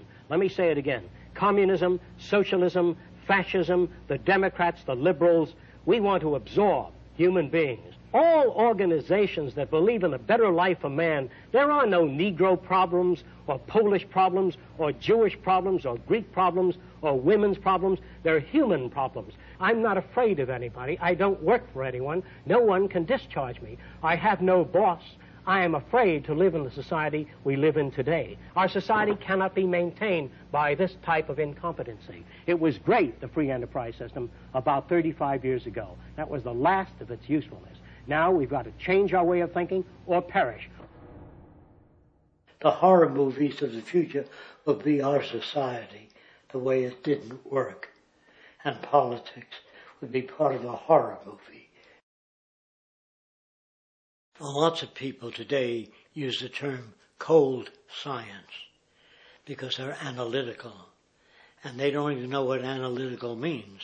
Science means closer approximations of the way the world really works. So it's telling the truth, is what it is. A scientist doesn't try to get along with people. They tell them what their findings are. They have to question all things. And if some scientist comes up with an experiment that shows certain materials have certain strength, other scientists have to be able to duplicate that experiment and come up with the same results. Even if a scientist feels that an airplane wing, due to mathematics or calculations, can hold up a given amount of weight, they still pile sandbags on it to see when it breaks. And they say, you know, my calculations are right, or they're not correct. I love that system because it's free of bias and free of thinking that math can solve all the problems. You have to put your math to test also. I think that every system that can be put to test should be put to test. And that all decisions should be based upon research. A resource-based economy is simply the scientific method applied to social concern, an approach utterly absent in the world today. Society is a technical invention, and the most efficient methods of optimized human health, physical production, distribution, city infrastructure, and the like reside in the field of science and technology, not politics or monetary economics.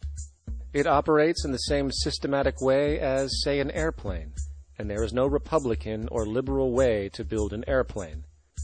Likewise, nature itself is the physical referent we use to prove our science, and it is a set system, emerging only from our increased understanding of it.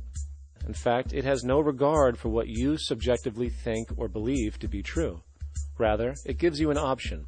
You can learn and fall in line with its natural laws and conduct yourself accordingly, invariably creating good health and sustainability, or you can go against the current to no avail. It doesn't matter how much you believe you can just stand up right now and walk on the wall next to you. The law of gravity will not allow it. If you do not eat, you will die. If you are not touched as an infant, you will die. As harsh as it may sound, nature is a dictatorship, and we can either listen to it and come in harmony with it, or suffer the inevitable adverse consequences. So, a resource-based economy is nothing more than a set of proven, life-supporting understandings where all decisions are based upon optimized human and environmental sustainability. It takes into account the empirical life ground, which every human being shares as a need, regardless, again, of their political or religious philosophy. There is no cultural relativism to this approach. It isn't a matter of opinion. Human needs are human needs, and having access to the necessities of life, such as clean air, nutritious food, and clean water, along with a positively reinforcing, stable, nurturing, and non-violent environment, is demanded for our mental and physical health, our evolutionary fitness, and hence the species' survival itself. A resource-based economy would be based upon available resources. You can't just bring a lot of people to an island or build a city of 50,000 people without having access to the necessities of life. So when I use the term a comprehensive systems approach, I'm talking about doing an inventory of the area first and determining what that area can supply, not just architectural approach, not just design approach, but design must be based on all of the requirements to enhance human life. And that's what I mean by an integrated way of thinking. Food, clothing, shelter, warmth, love, all those things are necessary. If you deprive people of any of them, you have a lesser human being, less capable of functioning. As previously outlined, a resource-based economy's ground-up, global, systems approach to extraction, production, and distribution is based upon a set of true economic mechanisms, or strategies, which guarantee efficiency and sustainability in every area of the economy. So, continuing this train of thought regarding logical design, what is next in our equation? Where does all this materialize? Cities. The advent of the city is a defining feature of modern civilization. Its role is to enable efficient access to the necessities of life, along with increased social support and community interaction. So how would we go about designing an ideal city? What shape should we make it? Square? Trapezoid? Well, given we're going to be moving around the thing, we might as well make it as equidistant as possible for ease, hence the circle. What should the city contain? Well, naturally we need a residential area, a goods production area, a power generation area, an agricultural area. But we also need nurturing as human beings, hence culture, nature, recreation, and education. So let's include a nice open park, an entertainment events area for cultural purposes and socializing, and educational and research facilities. And since we're working with a circle, it seems rational to place these functions in belts based on the amount of land required for each goal, along with ease of access. Very good. Now, let's get down to specifics. First, we need to consider the core infrastructure, or intestines, of the city organism. These would be the water, good, waste, and energy transport channels. Just as we have water and sewage systems under our cities today, we would extend this channeling concept to integrate waste recycling and delivery itself. No more mailmen or garbage men. It is built right in. We could even use automated pneumatic tubes and similar technologies. Same goes for transport. It needs to be integrated and strategically designed to reduce or even remove the need for wasteful, independent automobiles. Electric trams, conveyors, transveyors, and maglevs, which can take you virtually anywhere in the city, even up and down, along with connecting you to other cities as well. And of course, in the event an automobile is required, it is automated by satellite for safety and integrity. In fact, this automation technology is in working order right now. Automobile accidents kill about 1.2 million people every single year, injuring about 50 million. This is absurd and doesn't have to occur. Between efficient city design and automated driverless cars, this death toll can be virtually eliminated. Agriculture. Today, through our haphazard, cost-cutting industrial methods, using pesticides, excessive fertilizers, and other means, we have successfully destroyed much of the arable land on this planet, not to mention also extensively poisoning our bodies. In fact, industrial and agricultural chemical toxins now show up in virtually every human being tested, including infants. Fortunately, there is a glaring alternative: the soilless mediums of hydroponics and aeroponics, which also reduce nutrient and water requirements by up to 75% of our current usage.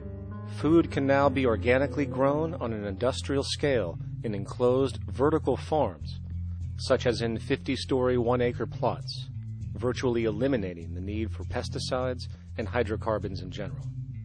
This is the future of industrial food cultivation, efficient, clean, and abundant.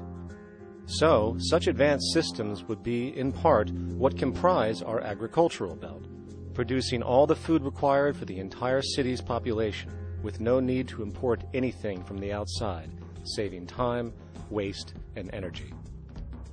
And speaking of energy, The energy belt would work in a systems approach to extract electricity from our abundant renewable mediums, specifically wind, solar, geothermal, and heat differentials, and if near water potentials, tidal and wave power. To avoid intermittency and make sure a positive net energy return occurs, these mediums would operate in an integrated system, powering each other when needed, while storing excessive energy to large supercapacitors under the ground, so nothing can go to waste.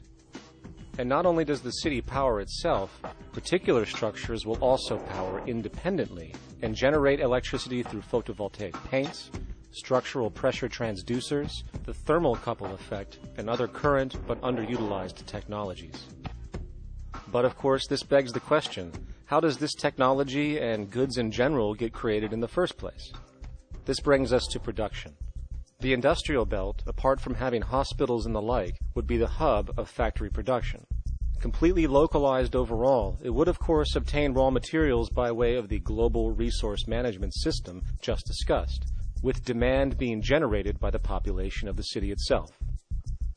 As far as the mechanics of production, we need to discuss a new, powerful phenomenon which was sparked very recently in human history and is on pace to changing everything. It's called mechanization, or the automation of labor. Well, if you look around you, you'll notice that almost everything that we use today is built automatically. Your shoes, your clothes, your home appliances, your car, and so on. They are all built by machines in an automatic way. Can we say that the society has not been influenced by these major technological advancements? Of course not. These systems really dictate new structures and new needs, and they make a lot of other things obsolete. So we've been going up in the development and use of technology in an exponential way. So definitely automation is going to continue. You cannot stop technologies that just make sense. Labor automation through technology is at the bottom of every major social transformation in human history.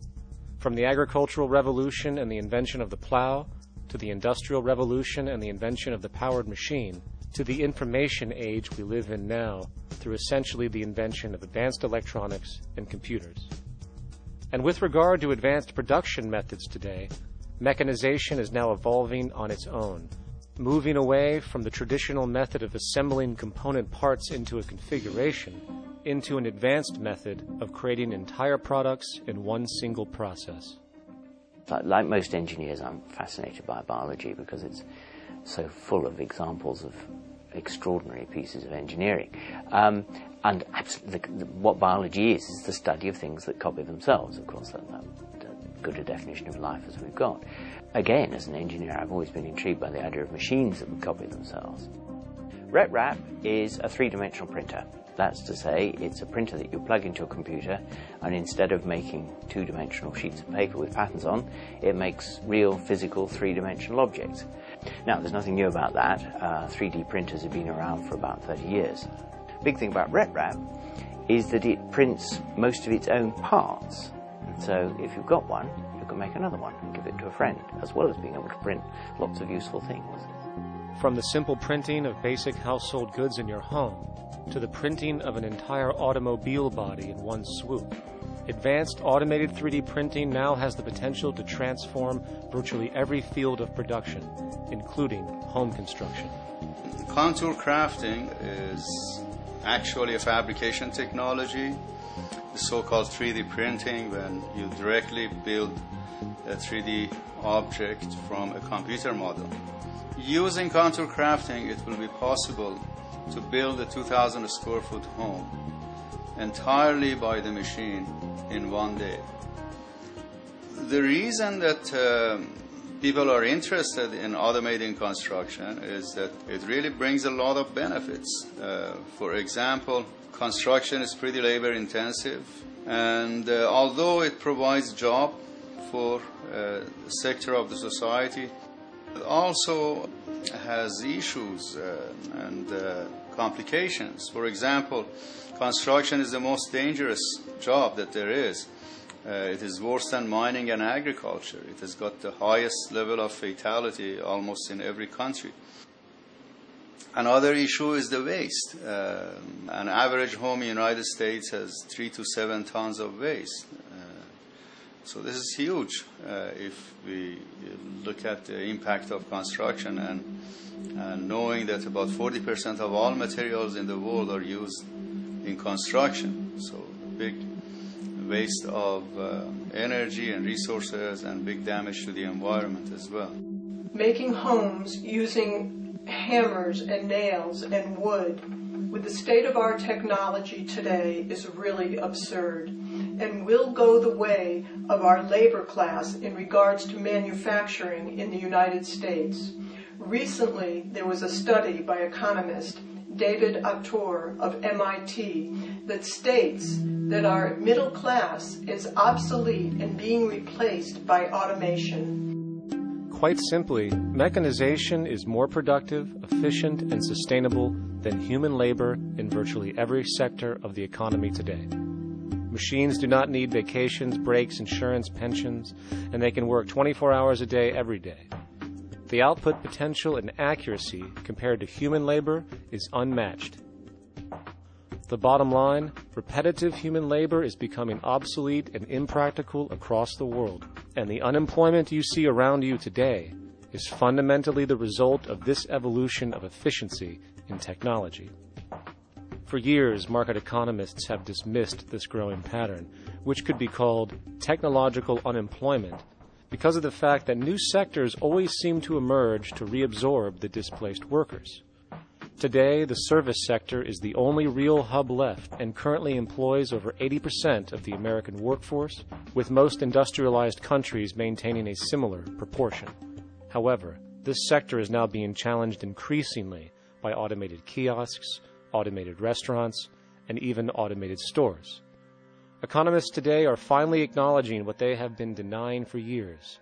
Not only is technological unemployment exacerbating the current labor crisis we see across the world due to the global economic downturn, but the more the recession deepens, the faster the industries are mechanizing.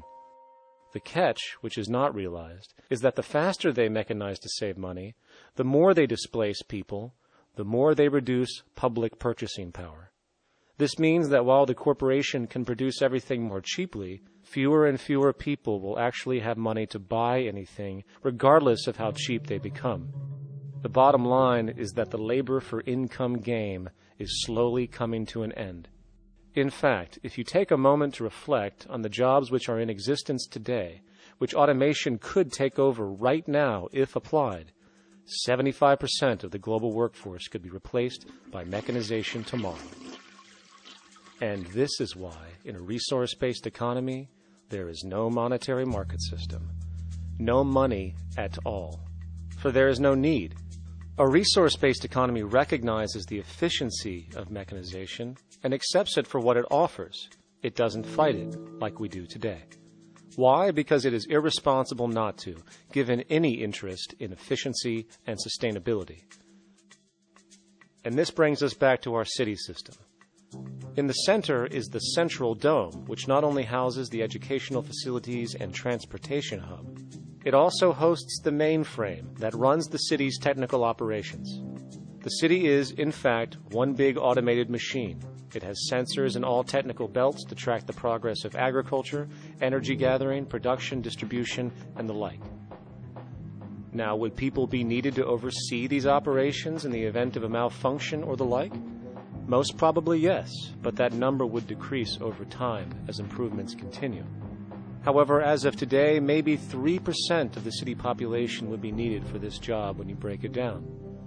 And I can assure you that in an economic system which is actually designed to take care of you and secure your well-being, without you having to submit to a private dictatorship on a daily basis, usually to a job that is either technically unnecessary or socially pointless, while often struggling with debt that doesn't exist just to make ends meet. I guarantee you people will volunteer their time left and right to maintain and improve a system that actually takes care of them. And coupled with this issue of incentive comes the common assumption that if there isn't some external pressure for one to work for a living, people will just sit around, do nothing, and turn into fat, lazy blobs. This is nonsense. The labor system we have today is in fact the generator of laziness, not a resolver of it. If you think back to when you were a child, full of life, interested in new things to understand, likely creating and exploring, but as time went on, the system pushed you into the focus of figuring out how to make money. And from early education to study at a university, you are narrowed, only to emerge as a creature which serves as a cog in a wheel in a model that sends all the fruits to the upper 1%. Scientific studies have now shown that people are, in fact, not motivated by monetary reward when it comes to ingenuity and creation. The creation itself is the reward.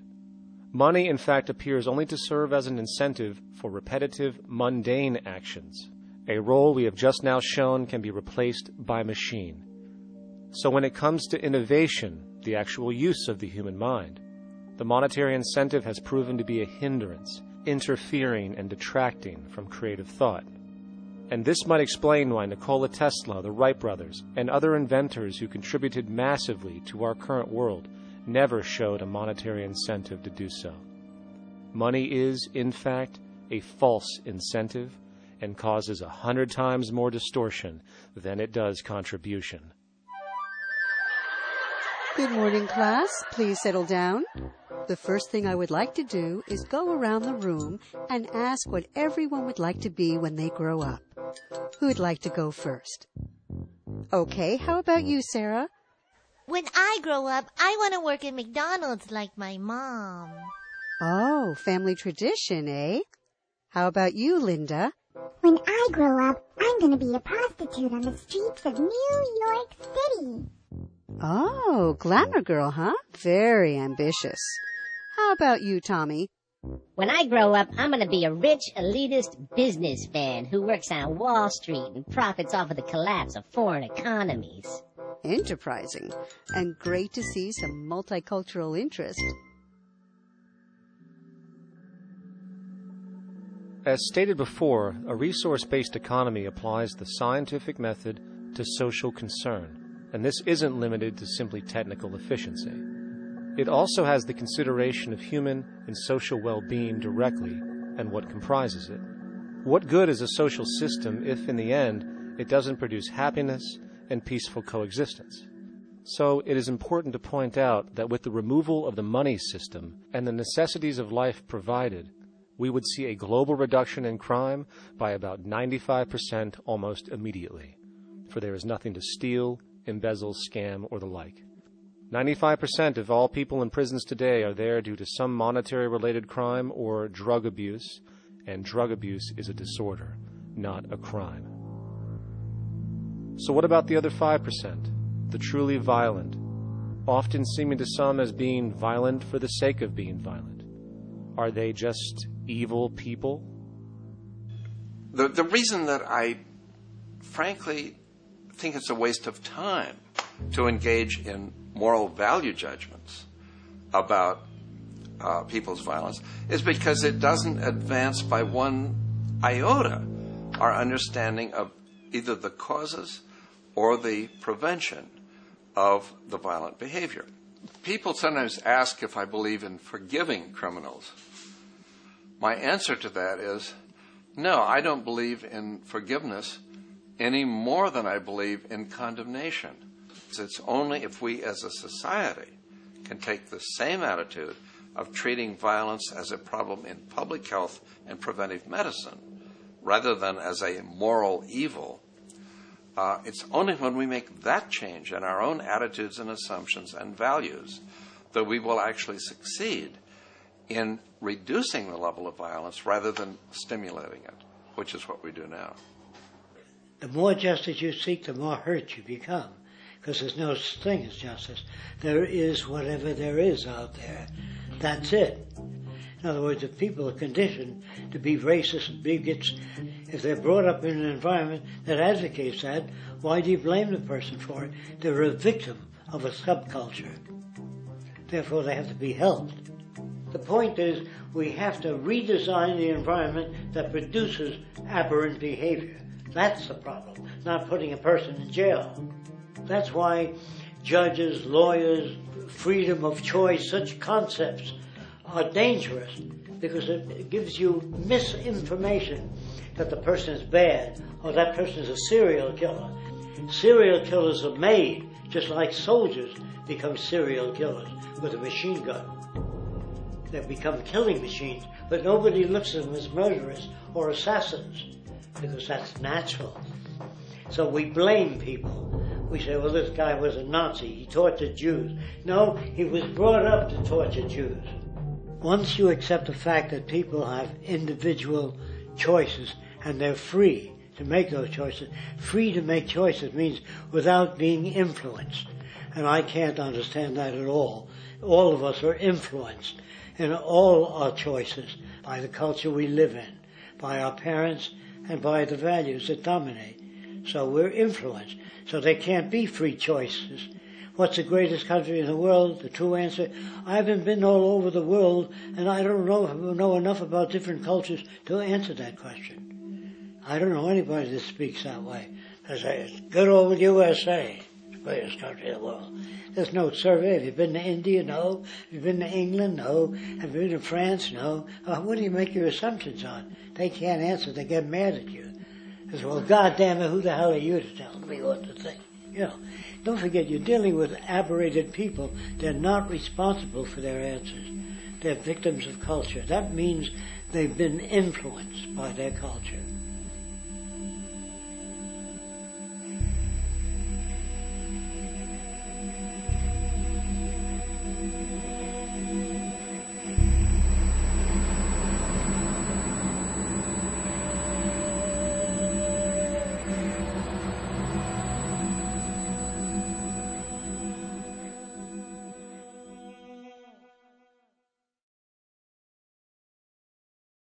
When we consider a resource-based economy, there are often a number of arguments that tend to come up with regard to the efficiency. Now hold on just a minute. Yes? I know what this is. This is called Marxism, buddy. Stalin killed 800 billion people because of ideas like this. My father died in the gulag. Hold on. Communist, fascist. You don't like America, you should just leave. All right, everybody just calm down. To the New World Order. To the New World Order. And as the irrationality of the audience grew, shocked and confused, suddenly the narrator suffered a fatal heart attack. And the seemingly communist propaganda film was no more.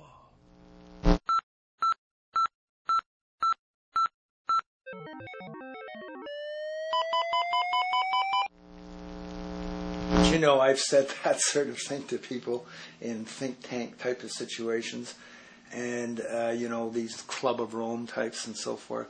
Marxist. What Marxist? Where did that come from? They got this icon they hold on to as their holy grail, and it's such an easy one, People ask if I'm a socialist or a communist or a capitalist, and I say I'm none of the above. And why do you think that those are the only options? All of those political constructs were created by writers who assumed that we lived on a planet of infinite resources. Not a one of those political philosophies even contemplates that there might be a shortage of anything. I believe that communism, socialism, free enterprise, fascism are part of social evolution, that you can't take a giant step from one culture to another, but they're in-between systems. Before there's any ism, we've got a life ground, and the life ground is, as I just described most easily, it's all the conditions required to take your next breath, and that involves the air you breathe, the water you get, the safety you have, the education you can access, all these things that we share and use and that no life in any culture can do without. So we've got to reset down to the life ground, and the life ground is no longer any ism. It's life value analysis.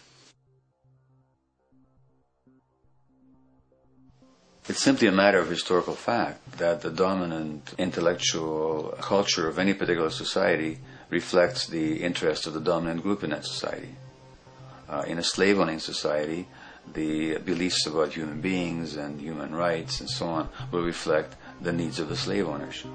In a society which again is based on the power of certain people to control and profit from the lives and work of millions of others, the dominant intellectual culture will reflect the needs of the dominant group. And so that if you look across the board, the ideas that pervade psychology and sociology and history and political economy and political science fundamentally reflect certain elite interests. And the academics who question that too much tend to get shunted to the side or to be seen as sort of radicals. The dominant values of a culture tend to support and perpetuate what is rewarded by that culture. And in a society where success and status is measured by material wealth, not social contribution, it is easy to see why the state of the world is what it is today. We are dealing with a values system disorder, completely denatured, where the priority of personal and social health have become secondary to the detrimental notions of artificial wealth and limitless growth. And like a virus, this disorder now permeates every facet of government, news media, entertainment, and even academia. And built into its structure are mechanisms of protection from anything that might interfere. Disciples of the monetary market religion, the self-appointed guardians of the status quo, constantly seek out ways to avoid any form of thought which might interfere with their beliefs, the most common of which are projected dualities. If you are not a Republican, you must be a Democrat. If you are not a Christian, you might be a Satanist. And if you feel society can be greatly improved to consider perhaps, taking care of everyone, you're just a utopianist. And the most insidious of them all, if you are not for the free market, you must be against freedom itself. I'm a believer in freedom. Every time you hear the word freedom being said anywhere or government interference said anywhere, it means, decoded, blocking maximization of turning money into more money for private money possessors. That's it. Every other thing they'll say, we need more commodities for people, this is freedom against tyranny and so forth. Every time you see it, you can decode it down to that. And I think you'll find a one-to-one correlation with every time they use it. And this is a sense in which we might call it's a syntax, a governing syntax of understanding and of value, so that it governs beneath their own recognition of it. So they may not say, I didn't mean that at all, but in fact, that's what they do. Just like you may speak a grammar, and you have rules of grammar you follow without recognizing what the rules are. And so what we have is what I call the ruling value syntax that underlies this. So every time they use these words, government interference, lack of freedom, or progress, or development, you can decode them all to come back to mean that. Of course, when you hear the word freedom, it tends to be in the same sentence with something called democracy. It's fascinating how people today seem to believe that they actually have a relevant influence on what their government does, forgetting that the very nature of our system offers everything for sale. The only vote that counts is the monetary vote, and it doesn't matter how much any activist yells about ethics or accountability. In a market system, every politician, every legislation, and hence every government is for sale.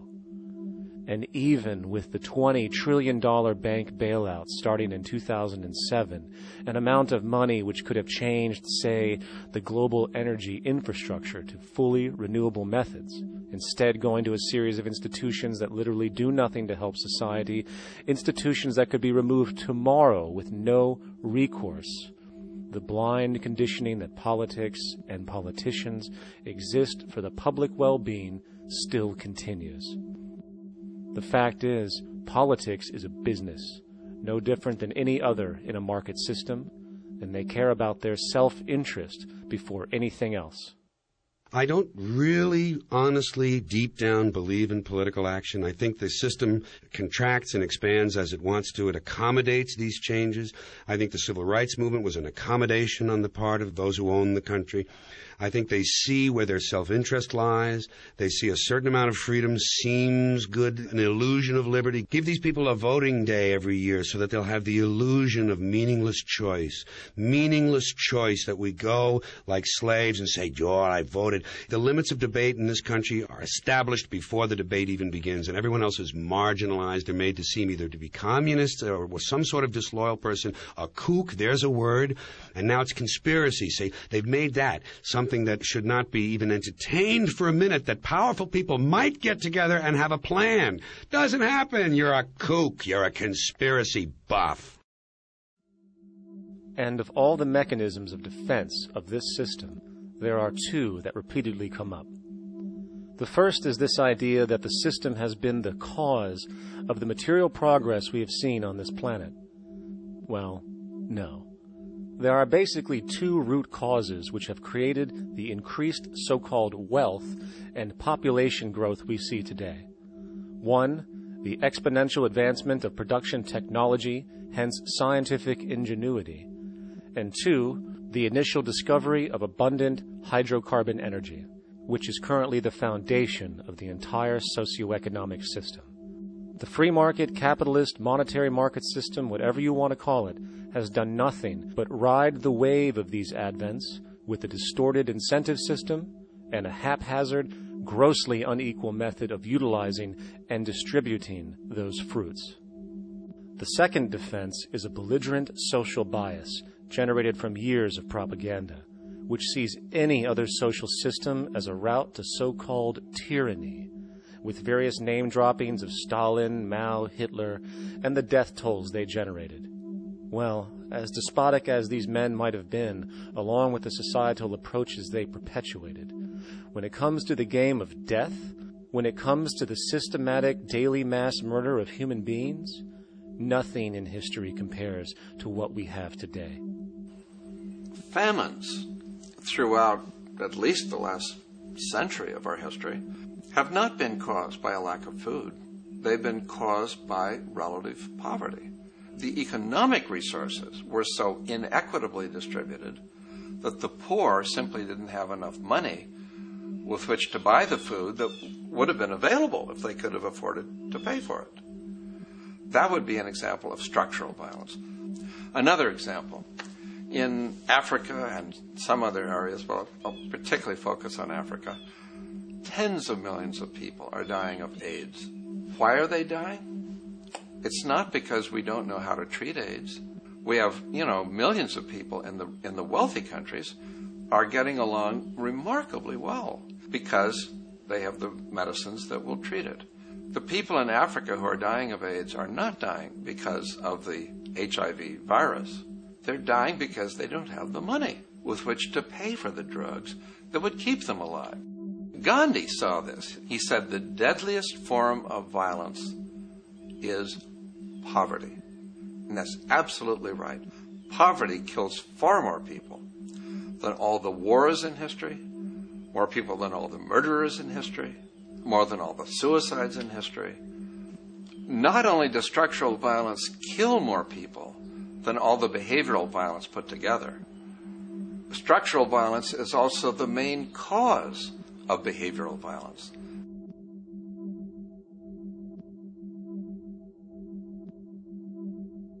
Oil is the foundation of, and it is present throughout the edifice of human civilization. There are 10 calories of hydrocarbon energy, oil and natural gas, in every calorie of food you and I eat in the industrialized world. Fertilizers are made from natural gas. Pesticides are made from oil. You drive oil-powered machines to plant, plow, irrigate, harvest, transport, package. You wrap the food in plastic, that's oil. All plastic is oil. There are 7 gallons of oil in every tire. Oil is everywhere. It's ubiquitous. And it's only because of oil that there are 7 billion people, or almost 7 billion people on this planet right now. The arrival of this cheap, easy energy, which is equivalent, by the way, to billions of slaves working around the clock, changed the world in such a radical way over the last century, and the population has gone up 10 times. But by 2050, oil supply is able to support less than half the present world's population in their present way of life. So the scale of adjustment to live differently is just enormous. The world is now using 6 barrels of oil for every barrel it finds. 5 years ago, it was using 4 barrels of oil for every barrel it finds. A year from now, it's going to be using 8 barrels of oil for every barrel it finds. What's disturbing to me is the lack of any real effort from governments worldwide or industry leaders worldwide to do something different. I mean, we have these sort of attempts to build more wind power and to maybe do something with tide. We've got attempts to make our cars a little bit more efficient. But there's nothing which really looks like a revolution coming along. These are all pretty minor. And that, I think, is pretty frightening. And the governments who are driven by these economists who don't really appreciate what we're talking about are trying to stimulate consumerism to restore past prosperity in the hope that they can restore the past. They're printing yet more money lacking any collateral at all. So if the economy improves and recovers and growth, famous growth comes back, it'll only be short-lived because within a short period of time, counted in months rather than years, it'll hit the supply barrier again. There'll be another price shock and a deeper recession. So I think we go into a series of vicious circles. So you have the economic growth going up, price spike, everything shuts down. That's where we are now. Then it starts to come up again. But what we have now is this area where there's no more ability to produce cheap energy. We're at the peak. We're on the downslope of oil production. No way you're going to get any more out of the ground any faster, which means that things shut down. The price of oil drops, which it did in early 2009, but then as you have an ersatz so-called recovery, the price of oil starts to come back. It's recently been hovering around $80 a barrel, and what we see is at $80 a barrel now, with the economic and financial collapse, people are having a hard time affording that. World oil production right now is about 86 million barrels a day. Over 10 years, you're looking at roughly 40 million barrels a day having to be replaced.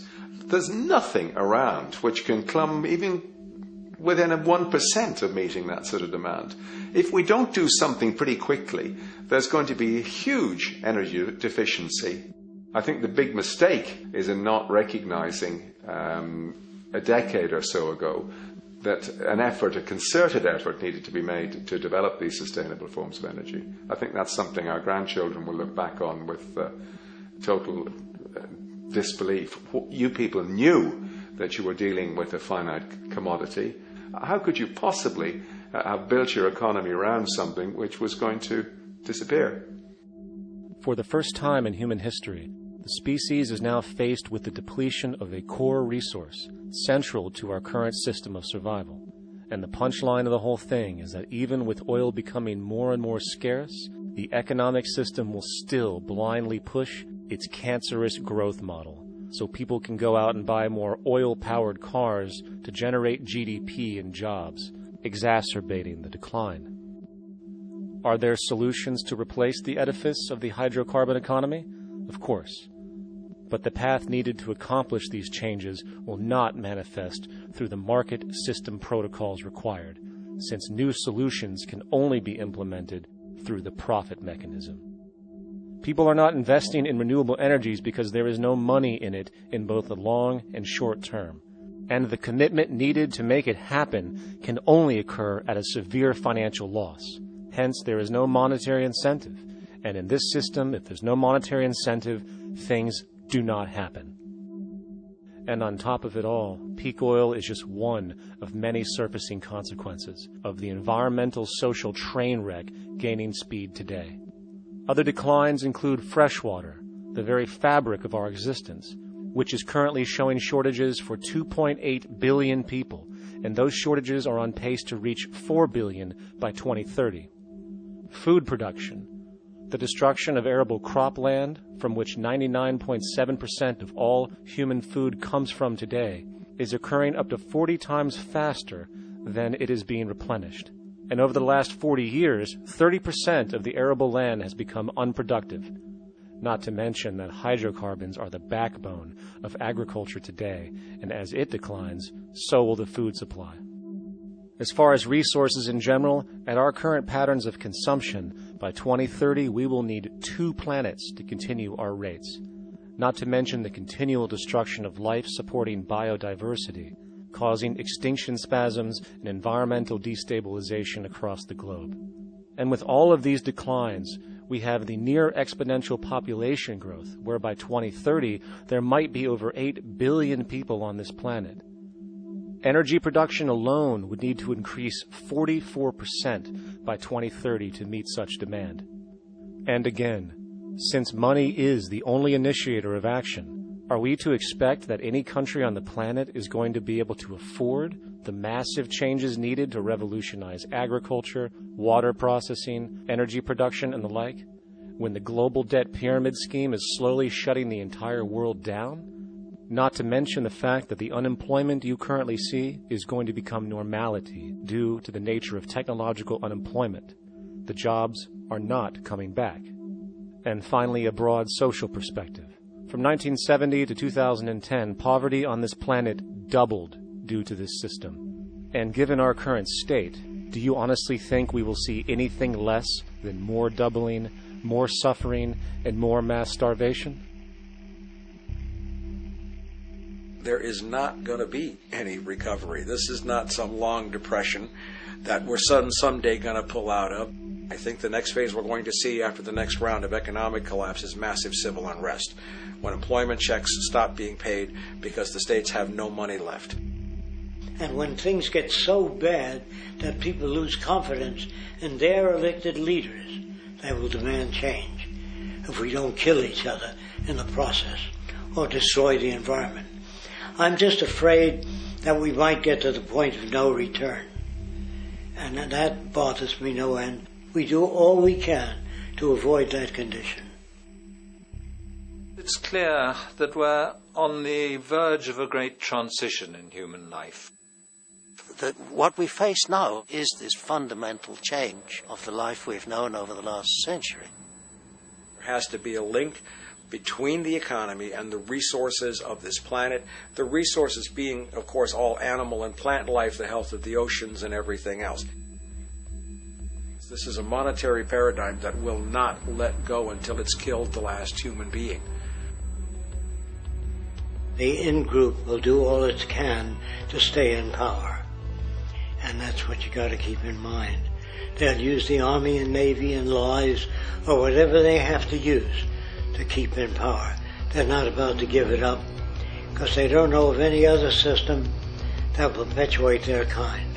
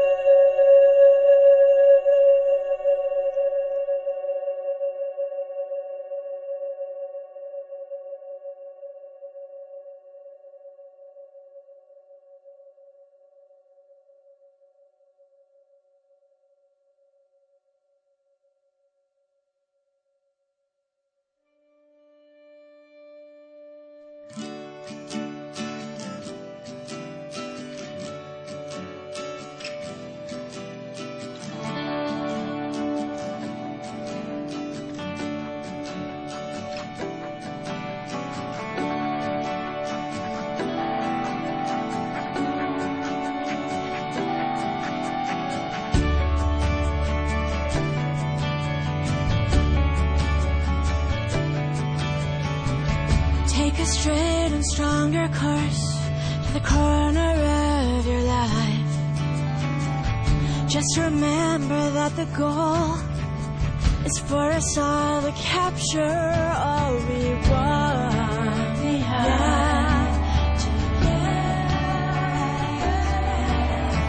Don't surround yourself with yourself. Move on back to squares. Send an instant karma to me, and I shall live with love and care for yourself. 'Cause it's time and time with your time, and its news is captured for the Queen to use.